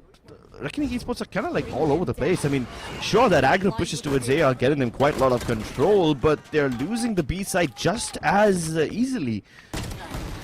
And I'm starting to wonder if OG are gonna ever face this challenge, or will they continue to just go towards the other side of wherever Reckoning Esports push out? This time OG doing the stuff that they almost always do on the bind attacking side, pushing in towards the defending spawn. The last time OG played on bind in the upper bracket, they had a similar problem. They were aggressing too deep into enemy territory on the attacking side, but at that time their opponents were actually able to punish them. Reckoning, I'm not sure if they can do the same.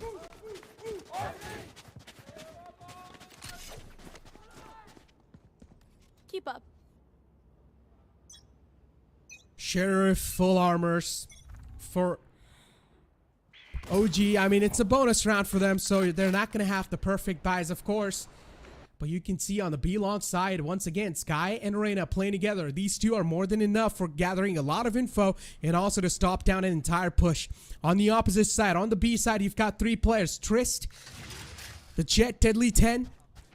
So things are looking pretty good. And okay, you can say. But instantly you see a rotation being pulled back as well, and that might just not be good news for them, and good opportunity for the players of OG to strike down the doors off the A side. So far they've managed to stroll quite deep in. U-Haul control established. Spike should go down as well, and instant teleporter was there, but Tesseract spotted. Oh my goodness, he escapes. Straight up nopes out of that area. But hey, Reckoning still have the man advantage, and they have weapons. I think they can actually deal with this. They just need to move a little more quickly. OG maintaining control over U-Halt, and this is going to turn into a problem for Reckoning later on, but they're already sticking the defuse on the back of the scope, and all his teammates are acting like bodyguards. Reckoning Esports get the win. Finally, they deal with all the problems that OG are throwing at them. But this isn't the end of the line. There's still a long way to go, a long hill to climb. Speak about the long hill, and yeah, crowd chanting once again, looking pretty good, man. Enjoying the energy so far. 9-6. Reckoning Esports really needed that round. Can be a momentum stopper too, but considering they had the guns advantage, that's what you're going to expect from that team. This is where things will be a little bit more closer. Huh? I mean, this is as close as it's ever been. Even when we see one-sided starts to these sides, it doesn't really get too out of hand.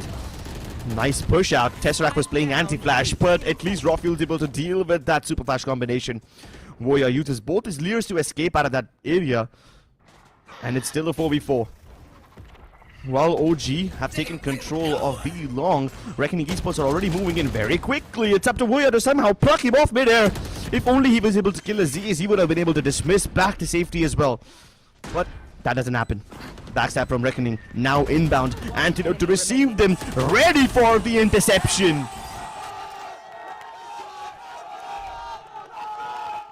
Perfect stuff, man.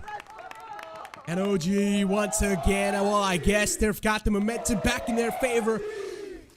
And if this series is a 5-mapper, even more interesting. But you can see the round started off with quite well stuff being put up from Reckoning Esports. I mean, in the post plans though, once again, OG being able to win that one. Things not quite working out or clicking that well, you can say. 4 rounds lead for OG, looking pretty good. Having that double digits on the board can definitely give them a lot of mental edge. But if OG, or if Reckoning Esports, I mean, are able to hold their nerves with the gun, then things can be a little different.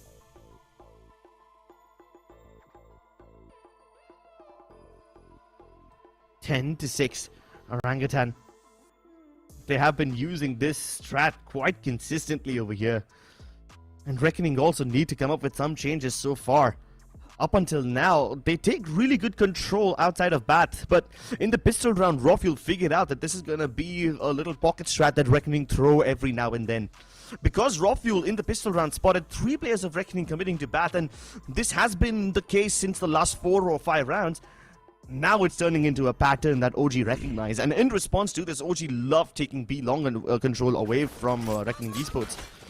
I mean, this time it's not like Reckoning just let it go. They were actually using the Super Flash combo to defend that area really well, but still, OG were able to deal with the issues and continue pressing onwards, continue taking B control.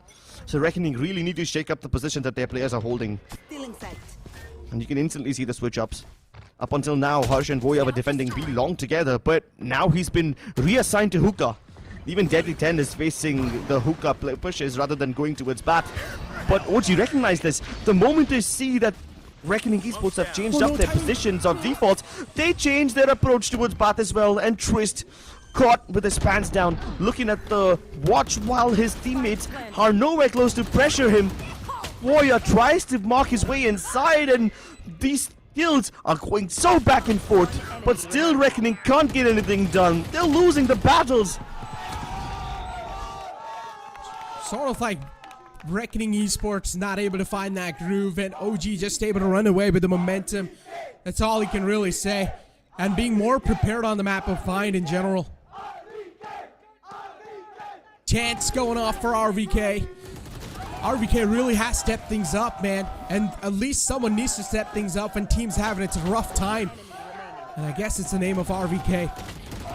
And now it just seems like the entire team of OG is able to swing back into the action and look good while doing so. There is a Reckoning and an Orbital Strike available to deny the site control, but Reckoning Esports instead, they're going to go for an aggressive take once again. The judge clicks in. Good shots, and Rawfuel shuts them both down. OG, within a blink of an eye, they've managed to swing things back once again in their favor in this round, and even the plant goes down. The barrier drops and Reckoning Esports have been cut in half, and the judge continues to create problems, but Harsh deals with it swiftly and decisively. It doesn't end his problems though. While both the players of Reckoning Esports have their ultimates available, they probably won't help them now. The Seize binds them to the floor and Tesseract liberates them off their heads. Twist, so afraid to peek, so afraid to push out. Tesseract has 1 bullet in the chamber and he still won't back out of this fight. What a round win, dude, for OG. And now we're going to also move on to the match point. As I said, this time it just seems like the script's being flipped over. Instead, it's OG doing it to Reckoning. 12-6 being the scoreline. And also Reckoning Esports having 3 other ultimates. There's a chance they can also win this round. Deadly 10, all he needs to do is find a little bit of opening frags, and that should change everything on the board. And that's what he's doing too, looking to go aggressive with the operator. If he's able to squeeze 1 kill right here, this can mean so much to the team, and that's what he does. The win condition strikes once again, but it's Rawfuel with the blade storm looking to turn the tide. Oh no! He got lost in the soup. He tried to overextend a bit too much. And while the problem person has been dealt with, the op is out of the picture.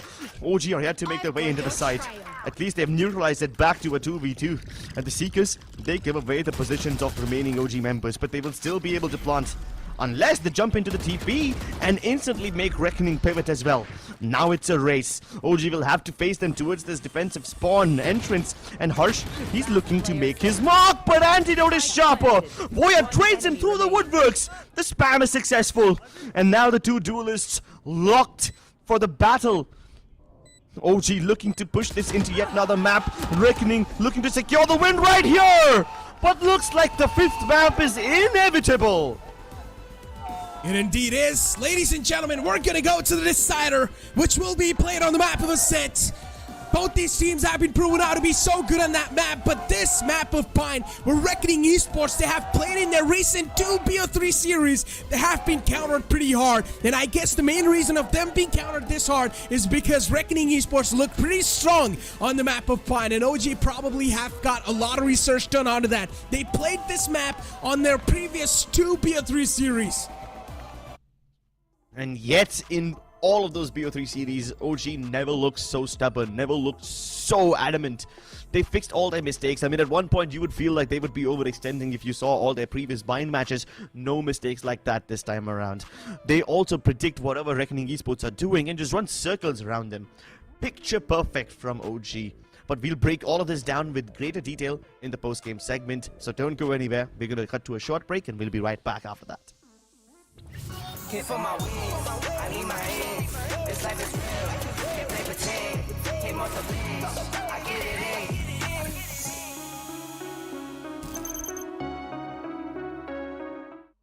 Feeling under pressure.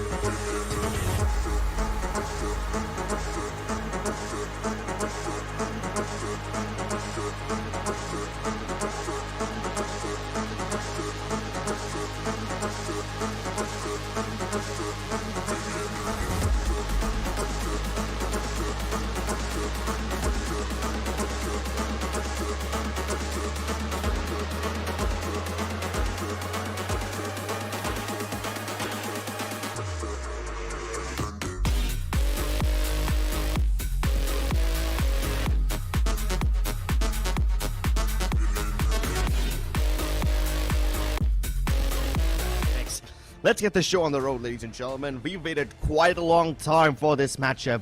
OG have waited quite a long time to lift that trophy, as they are looking for ascension. Reckoning look for redemption. And after just one map, we will be crowning the best team of this nation. Ascent to end it all. And we will finally find a winner. Let's see who comes out on top. Agent Select in front of us, ladies and gentlemen, as we've got Voya on the stage. Now, this is going to be the classic comp that they used in the past as well, where Voya will sort of try to fiddle around with the enemy's mind with a lot of conditioning and also some off-walls of the stage, which will have those little cracks that might just catch the opponents off guard. Ladies and gentlemen, this is the decider map of the grand finals of the VCSA as we move on forward to the map of Ascent, the Icebreaker. We're going to kick things off for the pistol round with Reckoning Esports on the defense and OG on the attack. Make some noise!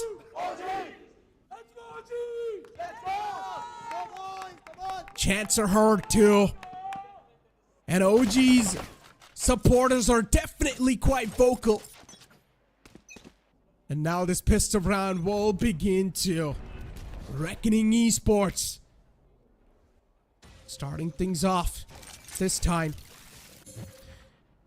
Quite safe, not pushing up from any side of the map. Instead, gonna let the opponents have the advantage. Sage wall right off the bat to block it off, so that means the A main take is going to be a little tough for the players of OG.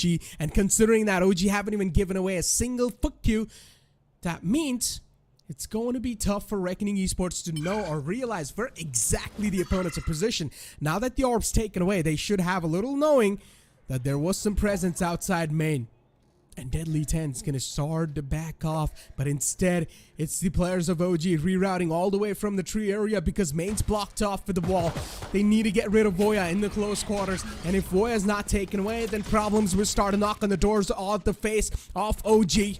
OG, they started moving the site, but a good shot from Tis to shut it down. A really good crossfire as well from Flabin and his teammate, and Flabin strikes back with 2 of his own. Classic in the close will of course be quite devastating. The right click clicks in, but not able to find the kill just yet. A 3-on-1 scenario. AZ's only having 18 HP, and now every single player from OG has been taken away, and AZ's still looking to turn the tide, still looking to fight back. Only 6 HP, and he will not be able to do a lot. Sheesh, this round almost came down to the wire. I really thought that after that flurry of kills, OG will be able to take control of the side, but Reckoning respond with such brutality and such tactfulness as well. They avoid all the danger of the initial skirmish, and they just keep peeking in and out of these fights. Of course, they had to throw bodies to this push. They had to commit numbers, and that was the only way to beat OG. But for now, the quick rotations from Reckoning Esports saved the day for them. Can they continue this fast-paced rotations again and again, or will OG find a way to slow them down somehow? For now, the early information that the 0 point gives them calls in the rotations for Reckoning Esports, and the rotations are looking as such where they reinforce mid again and give up on the side rather than actually fighting back. Even Flabin, he's playing all the way from 3, but look at these kills from Deadly 10. He held his ground, he was patient, and now he's rewarded. Oh, Hirsch has caught a bit of a hurt onto himself. But look at Rafuel from the back lines looking to close on up. What a shot, Deadly 10. Straight up a haircut onto the player in the front, but Rafuel as well does the same thing. And now Voya's on the other side. Hopefully he doesn't catch a haircut himself, but yeah, instead he's going to be the one to hand out one with a ghost. And now Aziz looking to get the Sheriff back in hands, but no, actually he's going to stick to Classic. Just because he does not really want to give the sound cue, he goes back and drops the Classic in the back, and now he picks up the Sheriff. These little tricks that Aziz is trying to pull off, but I highly doubt it's going to end up working into his favor. But still, this could have been a little close. But Hirsch's movements got things under control. He's got things under control. He's got it all in the bag. And Reckoning Esports, they go from bonus round to operator real quick. They want to speedrun this game. They don't want to have a bonus round where OG have a chance of fighting back.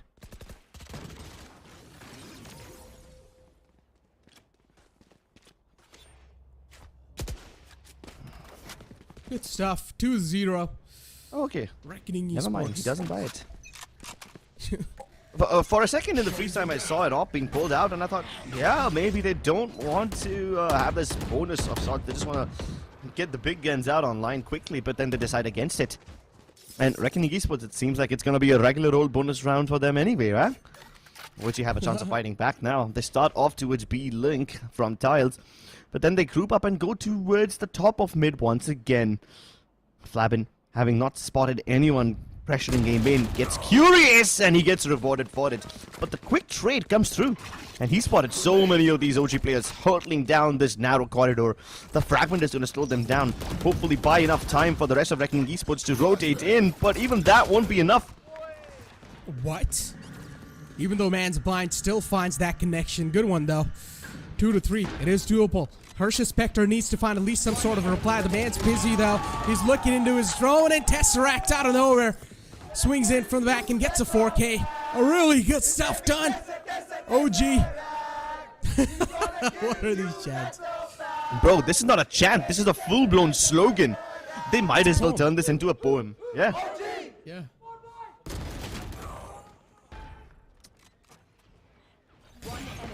Most of the times people struggle to coherently chant a single word, but then comes OG staff going for full-blown slogans, full-blown poetries as chants, and this really will start to dig deep into your minds. 4K for Tesseract, making him come very close to that Hunter's Fury, but he almost got that kill. Luckily the tiles aren't completely shattered yet, so the Odin won't find its mark just yet. But with 2 players position available now, OG now looks to push into its B. At least RVK's been cut down. This reduces the B crunch possibility down to 50%. Backup options being explored towards a shot, and Tesseract beats him to the punch before Hirsch can pull out the gun. Before he recovers from the drone animation, Tesseract responds. Look at Rafuel though. So deep inside enemy lines. And there's nobody marking him. No gadgets. That's what happens when there's no Cypher or Killjoy available. Reckoning Esports will have to physically mark these areas. And Reckoning are about to lose control of the B site. Sure, Deadly is towards B main and he might just have a couple of surprises up his sleeve, but he can't stop the plant. Oh wow. Raw fuel. Good click onto Deadly 10's head, but Trist is there to trade things out, but Antidote's not expected. He finds two, but Voya once again. It's refrag after refrags. And now the slow orb utilized too. The plant's down, but no one's actually on the site. They've got a really nice crossfire setup. And wow, OG, they play this so well. That crossfire, I'm loving it. Yeah, this is the most difficult crossfire to clear out. And sure, maybe if you had a controller alive, if there was a smoke present, you could have cut off at least B main. Just what most defending teams do while retaking the B site. But I love how OG are able to just find these gaps. They take control of B, leave Antidote all the way towards the bottom of mid to lurk up and cut rotations. And I thought Rafiel pushing in towards the bottom of mid might just let them cut rotations much more quickly. But OG are patient. At least they were patient in the last round. They aren't really patient now. They're pressing the assault. They're full W queuing in. Flash bounces back and somehow Harsh makes his way back to safety. Unfortunately, he's been cut off from his team and there's no backup available. He gets pressured, he gets killed. And all the suppressive utility keep Reckoning Esports at bay. Trish makes a bold move to jump out ahead of the fragment with the judge, only to be shot down. And Voya might just get spammed to death. He just makes it across. Yeah, but still the problems continue to reign and knock the doors of Reckoning Esports. It's a 2-on-4. This sounds next to impossible to pull off. And considering it's such a good kill from Tesseract as well, it's going to put a little bit more pressure on Voya himself. He tried to pull out the slower, but the hands are quite busy, and RVK has got a good timing. He's got perfect timing. I mean, these timing moments from OG are coming through a bit too often now. Especially now that we're in Ascent. I mean, we had some of these moments shine through in the maps of Fracture. We even saw a little bit of it in Haven all the way at the start of the series. But now we're just 5 rounds in and we've already seen this come to life 3 times. I wonder how many more of these instances do OG have in the store for us. Reckoning just recovering from their economic woes. They're able to afford the Odin once again, but this Odin will have to go absolute god mode if it wants to stop this push in from Rafuel. Oh, and Harsh gets tagged. Look at the push out from Deadly though. He wants to stop OG from getting into the sights. He wants to save Harsh, but he's capable enough of holding his own ground. The Odin continues to spam through, but eventually he'll be dealt with. Deadly pushes through the smoke. This timing is exactly what they were looking for. OG can't plant the spike yet. Then now priority turns into defending this retake which has begun before the spike even goes down. But the spam comes through and Voya almost got that kill onto Tesseract. They regroup, rearm themselves, and they're ready to re-hit. Strike while the iron's hot. 3-on-3, ladies and gentlemen. A really good scan though.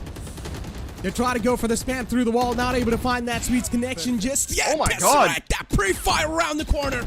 Able to shut down Voya within an instant. Only 73 HP left over. A 3-on-2. Now make it down to a 3-on-1. Deadly 10. Last glimmer of hope. He finds a good tap. And now he activates the Blade Storm once again. But he dashes on the site. That's where he's got too many angles to take care of. Sheesh. The impatience, the desperation from Reckoning Esports really palpable now. And they are starting to realize that the more they pressure OG into these blitzkrieg executes, the harder it becomes for them. Keep in mind that up until now, the only reason OG were undefeated before the grand finals was because of these brute force executes. And they've gone back to doing what they do best. Blitzkrieging into sides and overwhelming their opponents with just brute force. The one win condition that rings true for OG continues to be of relevance now as well. And Rafuel is just untamed, unparalleled. Finally, Hart stops his killing spree and Deadly has to make a brave peek out of the dark cover just to get another frag as well. But if he can reposition quickly enough, he might just be able to stop Antidote as well. Antidote sees the shoulder, takes his head, and Tesseract is taking the entire area for himself. Oh, finally there's some resurgence. Flabbing cutting the spike loose might just give them an opportunity. But Aziz is looking to punish Harsh before he can make a move. And he catches him with his pants down. Antidote has the classic teleport spike recovery methods available to him. Flavin moving forward. Oh, he's got a man waiting on the other side. Third round in a row where the rotations from Reckoning Esports have been cut in half. OG are not just stopping them in their tracks, but they're literally bisecting the map.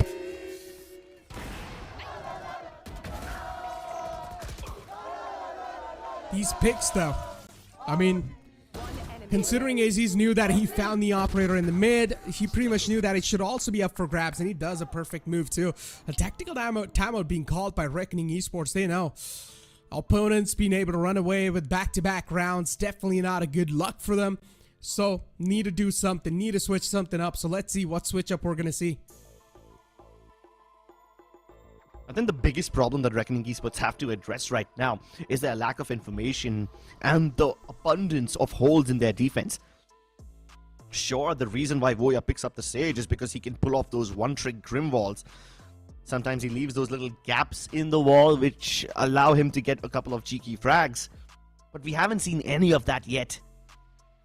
And because they go for the Sage instead of a Killjoy or a Cypher of sorts, there's always a gaping hole on mid, which OG can exploit again and again and again. So many times have they managed to reach literally their enemy spawn without being detected. So that's the biggest concern that Reckoning Esports have right now. It's either this, or keeping a player permanently positioned on mid, or towards market, to mark these angles physically, and that's a major commitment that Reckoning can't afford to make right now, especially not when OG are using the lack of numbers on sites to their advantage by blitzkirking in. Reckoning are doomed if they reinforce mid, doomed if they don't, and OG are exploiting this to their first potential. They then have to close this door down on market, which then acts like a mini alarm bot of sorts. But look at the positioning from Antidote. Flappin has been pushing out of OMEN quite often, and he's done this on every other round. That's exactly why Antidote's prepared to stop him when he does it again. Deadly 10. Oh, he's going to walk into anonymous territory, and he gets greeted with a lot of bullets to his dome. Second man not able to escape. Now it's a 3-on-5. Hirsch, Flabbin, and Trist on one side, while the rest of the team on the opposition side is completely alive. Hirsch, though, finds a really good shot onto one of the players, but Tesseract's there to even things out. Now it's 1-on-4. Flabbin, he's got too much work to do, and he's probably going to be so exhausted already. And yeah, this should be next to impossible to pull off at this point in time. Antidote still waiting for the flank angle. Flabbin taking his time and exploring the areas and clearing stuff out, but Flabbin doesn't know that there's a man in the main just waiting for him to peek out, and Antidote is dedicated. He's adamant to just peek out at that single spot, and that's what he's gonna do. Seals it. And because of the elevation, Flabbin can't even pre-fire or pre-aim that corner. OG running away with the lead this time, and they are making this look easy. Reckoning Esports have to be sweating bullets right now. The one time Reckoning Esports tried to reinforce mid by double pushing out of that area, they discovered, to their horror, that the area is already breached. One on pizza, one on market. Reckoning Esports face a crossfire in spots which aren't even supposed to have crossfires on. Oh my goodness, now this is scary. 0 points exchange on either side, and while there's a lot of information available to Brist, he will not be able to dodge the laser beams. The ultimate initiation carves a path for OG into the site, and once again, they have absolutely no trouble getting in. Oh my god, it's yeah, such a massive flank, trying to get away. Somehow he's still alive, but eventually the connection's gonna be there. Good shots and a spray, but as Reckoning Esports will need to respect the opponents, they're gonna start to fall back, respect the side take, and they've got no other option to do so as well. They will need to stick with the weapons that they've got so far to the upcoming round. Reckoning Esports just not able to stop OG breaching in the sites, and this is really now starting to be a massive point of concern. Maybe another tactical timeout's needed. I mean, how many tactical timeouts will you even need to fix problems like these? These are inherent compositional problems. Something that you should have thought about before you faced OG in a map like this. well, at least they get some consolation. A couple of exit frags. No, but they can't even keep their guns alive in the next round. So now, not only do they lose weapons, but they get the saving penalty as well. And this just makes things worse for them in terms of money. Reckoning Esports surviving on max loss bonus. They won the first 2 rounds of the game, but after that, they've struggled to make even an inch of progress in the right direction. Are they copying the Brazil chant? The World Cup Brazil chant and turning it into an OG chant? They've been doing that since the start, dude. I guess that's one way of saying that at some point OG will be world champions, huh? Maybe. Or at least that's wishful thinking. Yeah, why not? Stay positive, or as people like to say, be positive. But talking about being positive, Deadly 10's definitely getting a lot of positive value with that gun. And then the spam from Odin too. AZ soften up so much, and once again the Odin's gonna strike down the players in the front. But it's only managed to find a lot of value through the damage, not exactly through the kills. Lockdown goes down as well, and that means Reckoning Esports are going to be forced to evacuate the entire premises. I kind of feel like Trist activated the null command a bit too soon. Maybe it would have been appropriate if he waited a couple more seconds, but it doesn't matter. They're getting all the kills. RVK in a 1v5. He's got a hailstorm of players heading towards him. Your duty is not over. Even the resurrection is used so that they can carry the gun forward into the next round. Keep the economy healthy.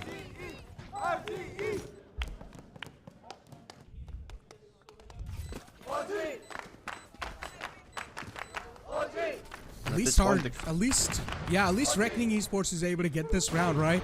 And considering they really needed this round too, sort of like a momentum stopper. If they're able to make this first half into a 7-5, I would still consider a big W for Reckoning Esports.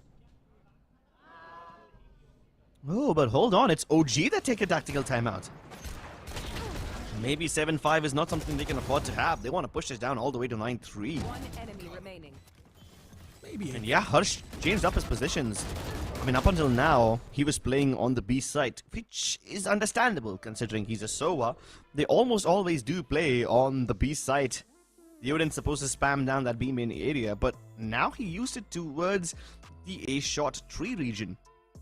The recon gave him a little bit of information, gets him a kill. The rest is done by his sixth sense. So by virtue of eliminating 2 Orangutan players, while the process of invasion was still underway for OG, while they still hadn't completely entered the site, Reckoning make things easier for themselves in the retake. But will they always be able to do something familiar? I mean, I guess holding behind the smokes that OG deploy and spamming through with the Odin, hoping to connect a kill, is a good way to get man advantage consistently, but will you be able to pull that off in every single round? I don't think so.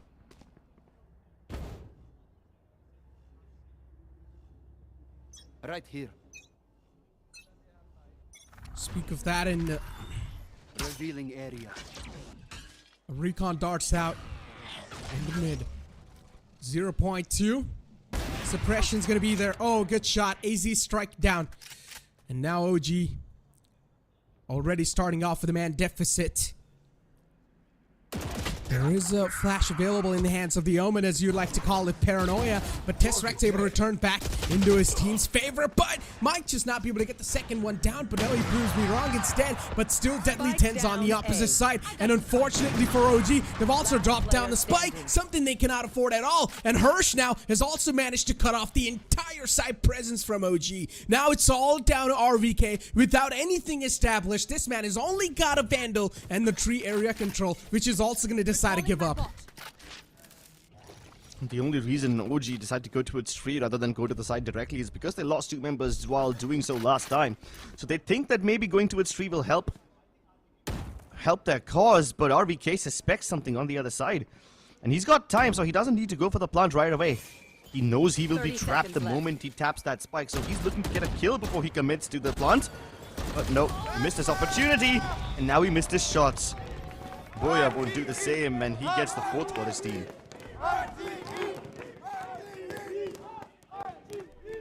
Reckoning Esports so pumped the fans are definitely, as I said, if they're able to make this series 7-5, I still consider that a big W. Because the way things started, the Reckoning Esports not able to put a stop to that reckless aggression OG was showing, but now sort of it seems like they've managed to find a little momentum breaker that they can strike on the back of. Last round of the first half. 3 massive ultimates available at Reckoning's disposal. And a massive gun too. Deadly doesn't get detected by the 0 point, but now they find out where he is. And as soon as he pops the Blade Storm, the Null Command puts it back. Voya, it's been a while since he's used this wall, and OG are very careful around it. They know what dangers lie on the other side, but do they know what Deadly's up to? Ness, now they do. Lane 1 cut down. This forces them into the waiting arms of Deadly. Finally, as he spams him down, but the smoke expires at the worst time possible. Tesseract runs and guns into the face of Trist, and now he's carved a path for his team to go all the way to its defender spawn. Yes, Voya can hold down the beast side, but Reckoning aren't even sure if that's where OG will go. And OG, they've got no clue that Voya is there, but that last second scan gives it away. Voya, at least having that health orb, will be able to heal himself back up. Now RVK needs to take care of this traitor that's currently on the site. He peeks out, gets rid of him. Nicely done. OG, they've isolated the duel, and now it's a 2-on-1. Flabbin on the site, looking to regain the site control back in his hands. He's got a lot of util available, some visual denial, and also a flash of paranoia that can be used quite effectively. He knows there's a player in the back. He's gonna tank the damage, gets it all the way half done, but he's still got so much to deal with. Too many demons that he's gonna fight, and he does not even bother to peek out. He still stays in the back. Switching sides. Great recovery from Reckoning Esports. This was looking like a bleak round, but at least with an 8-4 half, Reckoning have some hope in the second half. Although, gee, I must say, these guys are now feeling like they are back to their original form. Speak about the original form. Well, ladies and gentlemen, as you guys know, the first half is 8-4. Look, now OG, they've got a massive advantage. The similar half was seen even on the map of Fracture, but it was the roles reversed, where it was Reckoning Esports who had the advantage. But once again, you cannot just forget the fact that Fracture's the attacking side of the map, and whichever team's going to be on the attack, things can happen. But what I'm trying to say by setting this example is that anything can happen. Doesn't matter if OG has a lead, Reckoning Esports can still bounce back on the back of that pistol round. So as I said, once again, it's all down to this pistol round, ladies and gentlemen. It's time for us to push to a short break, and we'll be right back with the second half. Hit for my wins, I need my hands. This life is real, can't play pretend. Came off the bench, I get it in.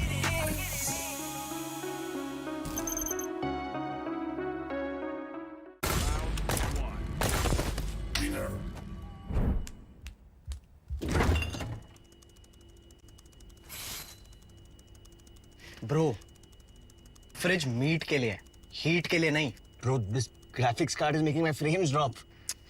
Come with me if you want to get. The all-new OMEN 16 with advanced Tempest cooling technology, now with 5 heat pipes and 4 thermal outlets. The OMEN 16 with 12th Gen Intel Core i7 processor to make you forget your frame drops. Now that's cool. Game on with Tempest cooling.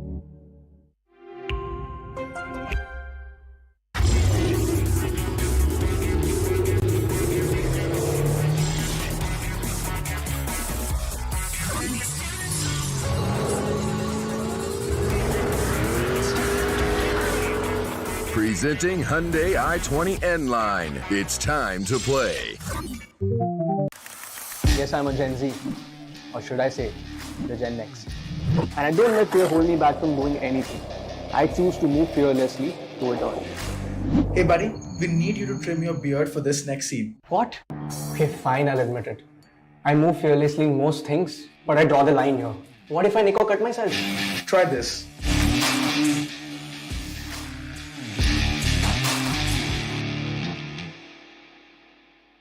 Phillips.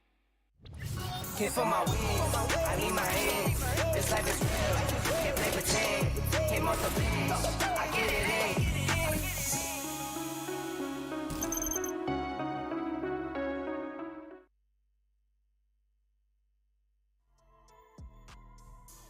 Welcome back, ladies and gentlemen, into the second half of VCSA. This is the decider map, and Ascent has been so far in the way of OG. They have been looking pretty good, and the momentum is in their favor too. The wind is in their sails, but the tides can be turned at the last moment by winning this pistol round.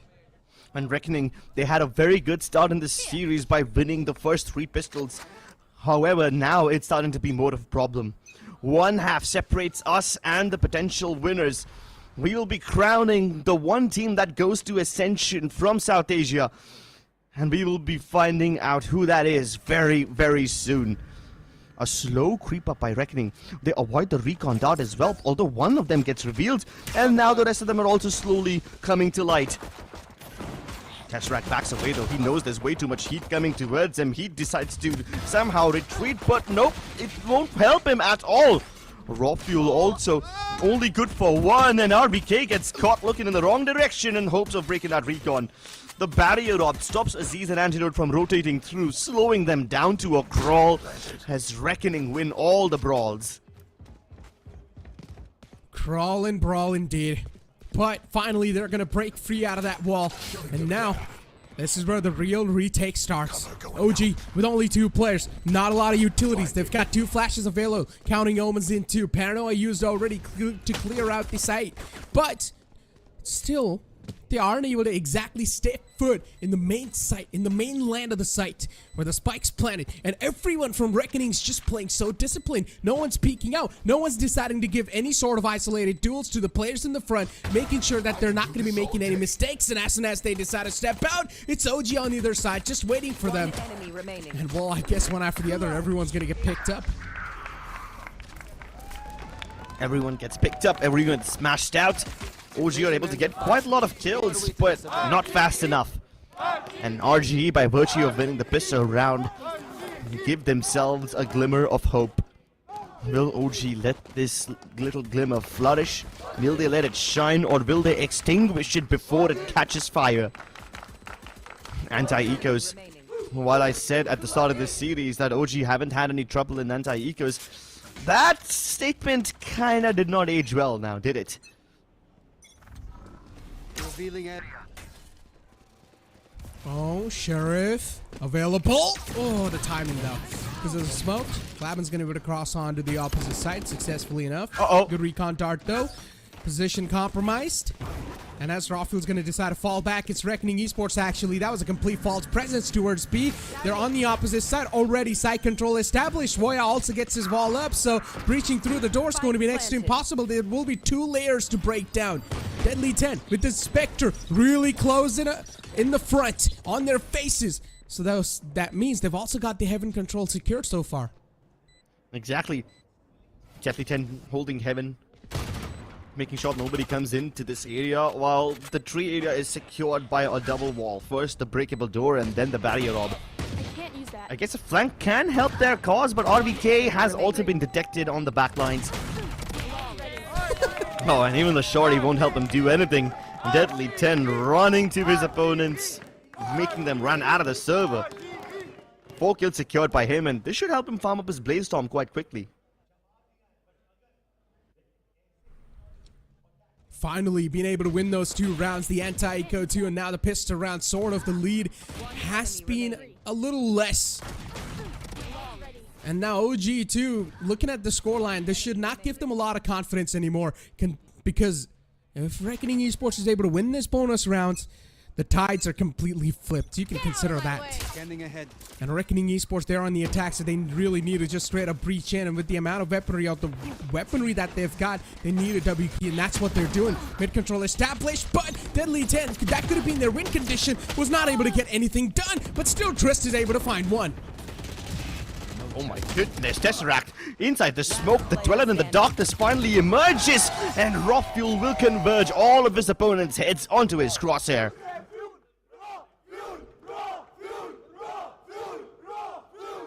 Sheesh. Oh. The cheering squad really is just boundless. So full of energy, so pumped up. 5 whole maps later, they haven't lost their voice, and I'm pretty sure they're screaming harder than we are. Probably are. But yeah, we talked about this bonus round. Hold on. Sorry to cut you off. Look at the setup though. The double pizza setup. This is a bait and switch which OG have used many times in the past. And it's gonna be up to Rockfield to just really sell it. Oh my goodness. His health reduced down to 11 before he can even peek, but he still is able to get a kill and get away. That is unbelievable. Being able to taken down 11 HP, still gets that kill, and look at Flabin only with 1 HP alive. Don't even know how that is possible, but yeah, he is indeed. Oh my Deadly goodness. 10 able to shut down Rawfield too. Now this is easy side take in their hands. 2-on-4 seems next to impossible to counter as Flabin's back up to 100 HP once again. Yeah, things not really gonna work out for them inside this round. This was supposed to be their true test, considering both the teams had the better weaponry, had the superior weaponry, but Voya strikes the man down in the front once again, and now it's all down to RVK. This man has been able to prove quite valuable so far for OG, but will he be able to prove himself valuable inside a clutch situation like this? 1-on-4, too many angles to check. The odds stacked against him. He knows that he's got more HP than any of them, but Reckoning Esports leave nothing to chance. OG really got betrayed by the weapons, right? So many dinks come through, but yet not enough kills. Somehow, Rawfield's able to get a kill on 11 HP. He got cut down to 11 before he even saw his opponent. But then he dinks Voya. Flabin also was on 1 HP. Both Flabin and Voya end up surviving on 1 single point of health. At least Flabin got healed up by Voya later on, but man, I can't help but imagine what would have happened if OG were able to convert all those dinks into actual kills. But hey, by virtue of winning this round, Reckoning can keep the series a lot more entertaining, a lot more competitive. So much closer. Oh my god. Revealed, needs to get out, but at least he's not being pushed away, right? At least he's not being pushed right now, so he can continue to stay safe. But OG here, Reckoning Esports fall back, and now they're prepared for this B hit. Rawfield is prepared to take some heads off. The micro adjustment into the aim, perfectly done, and now this wall too to catch the players off guard in the front. Voya, he gets rid of both the players. Aziz tries to make a sneaky play, but he gets deactivated too, way too close for comfort. Tesseract was, but even he gets deactivated, and now the spike goes down. Antidote, the last man left to life, the last one on the naughty list, and he should be caught on the investigation too. Investigate this! Double peek comes out. They 3-2-1 swing him. Voya gets the elevation, gets the double, and then gets the resurrection. So many heroics, and he waited all this time to unleash that play. Reckoning were aware that OG will catch on to this readjustment. They knew that OG will beat them in the race when it comes to getting the rotations towards B-side on time. And they also knew that they wouldn't peek them once again after Rawfield got that first kill. So while they were scurrying for cover towards the backside, Voya uses the wall at the perfect time to catch 2 off guard. Oh, and this is going to be a fast one. Reckoning Esports are being held back by the Fragment and the Paranoias. All of these just holding them back. But the elevation wall doesn't get them a kill. At least the trades come through. Antidote though, he's spraying everybody down as he speaks ahead of the smoke, and he strikes twice! OG win 10! That timing from Aziz was immaculate.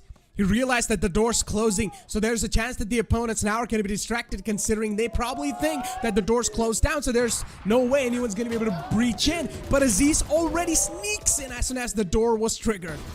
And look at this timing. Yeah.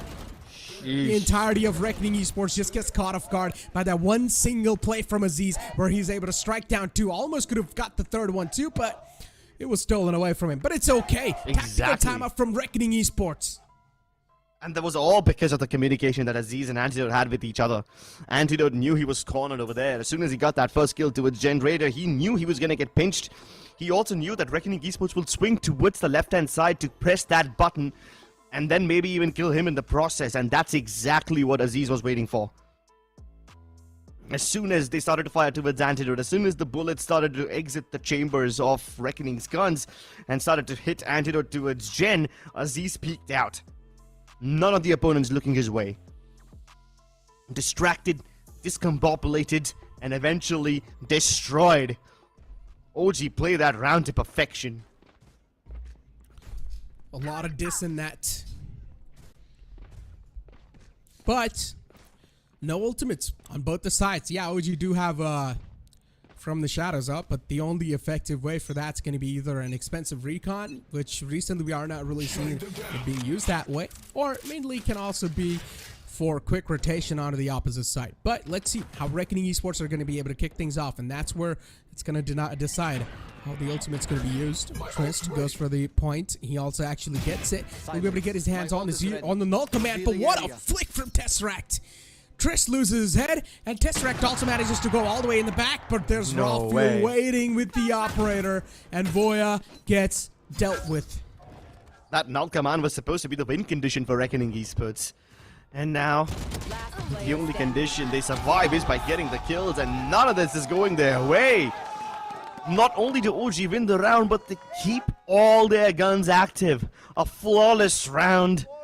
And this might just break the bank for Reckoning Esports. This could be the straw that breaks the camel's back. No, never mind. Reckoning actually have a decent amount of money. So my math is terrible. But so is the position that Reckoning are trapped in. 8 to 11, ladies and gentlemen. Double digits for OG. One more round needed for map point. And also the series point. These are the grand finals. We're here to decide which team will represent India in Ascension. And OG is the closest so far. Oh, flick miss from Rafiel. Gives away another lifeline, but as soon as I say that, Tesseract's there to steal it away. If not Rafiel, then Tesseract. If not the market operator, then the follow-up. OG have so many layers to display. So many people ready to defend mid at a moment's notice. And the rotations are also already inbound. They recognize that Reckoning cannot execute the mid plus B crunch anymore. There's barely any choice left in the hands of Reckoning but to go towards 3.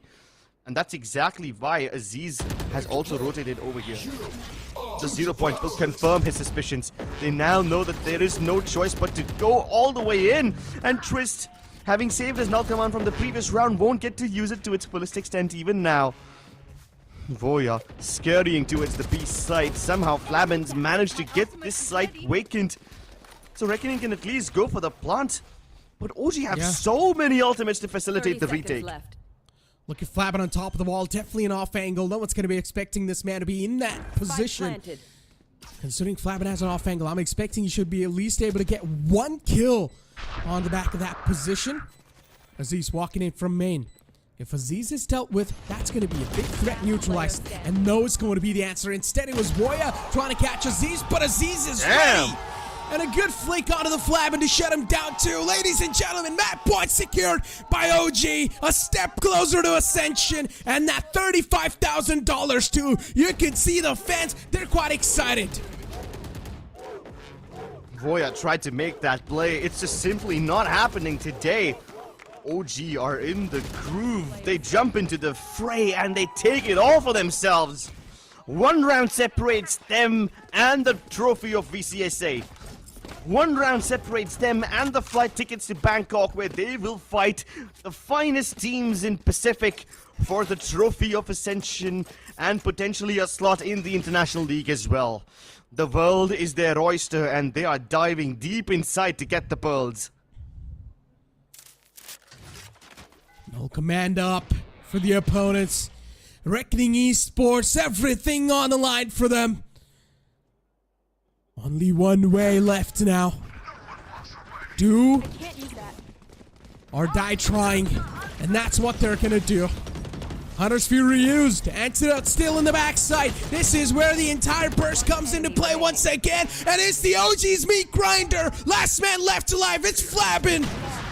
And well, I guess OG, they're gonna secure the victory. Ladies and gentlemen, we've got our split 2 winners in the name of OG. They've got quite a flawless run so far in the split 2, but in the grand finals, it was still a close affair. They are going to be the team to represent India on the international stages in the Thailand in Ascension. Orangutan are going to Thailand. They keep their flag flying high. A flawless split 2 up until now, stumbling only in 2 maps in the grand finals as Reckoning proved to be a worthy opponent. They push OG to their limits, but in the end they emerge victorious regardless. The apes are here to take over not just the jungle, but also the world. But for now, they will be taking this trophy home.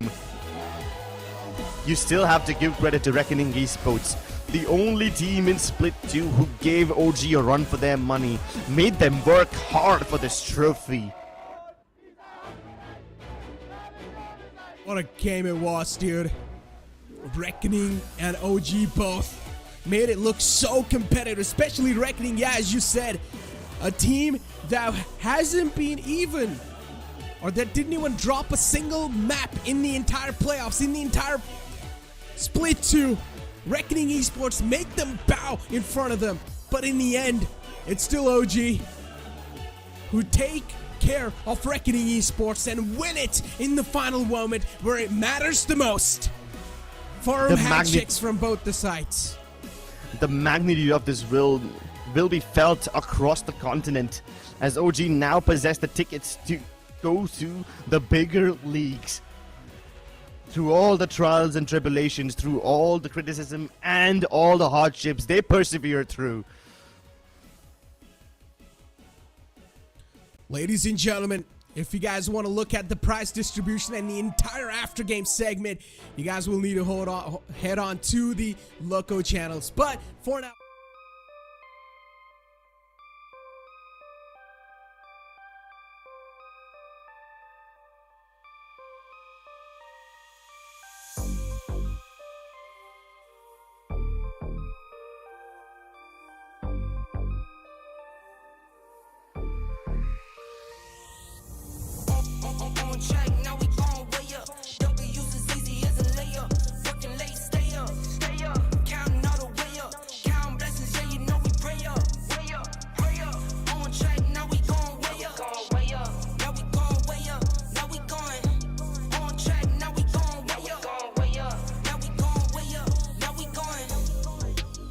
same energy.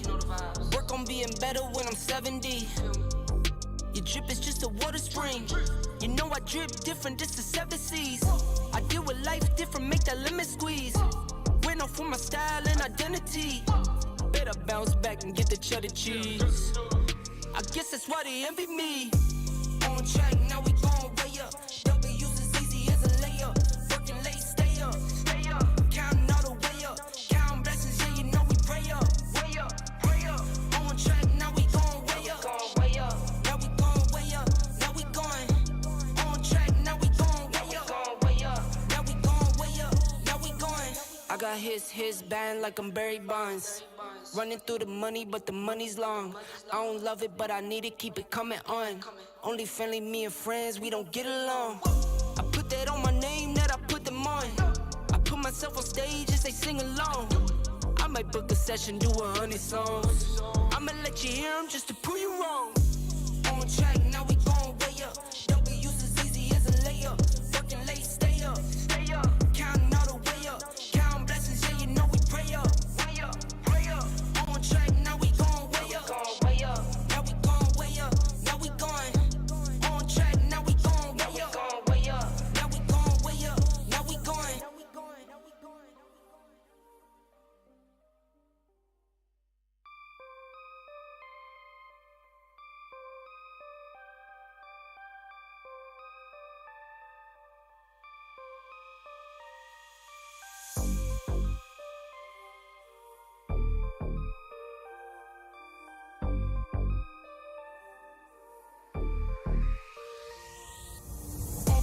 On track, now we going way up. W's as easy as a layup. Working late, stay up. Counting all the way up. Counting blessings, yeah, you know we pray up. On track, now we going way up. Now we going way up. Now we going. On track, now we going way up. Now we going way up. Now we going. Keep the same energy. Work on being better when I'm 70. Your drip is just a water spring. You know I drip different, this the 7 seas. I deal with life different, make that lemon squeeze. Went off for my style and identity. Better bounce back and get the cheddar cheese. I guess that's why they envy me. On track, now we going way up. W's as easy as a layup.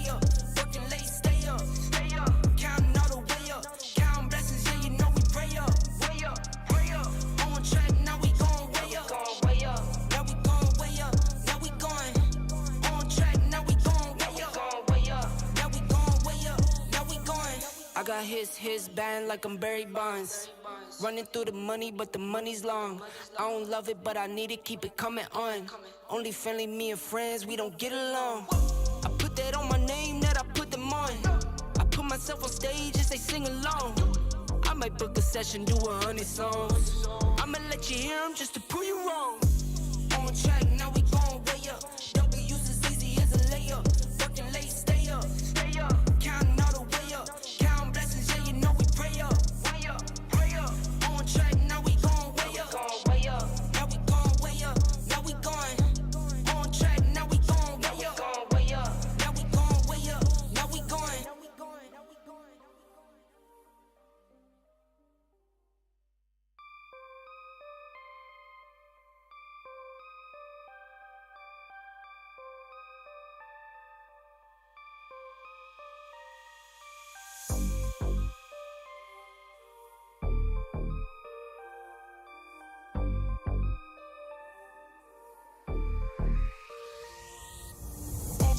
On track,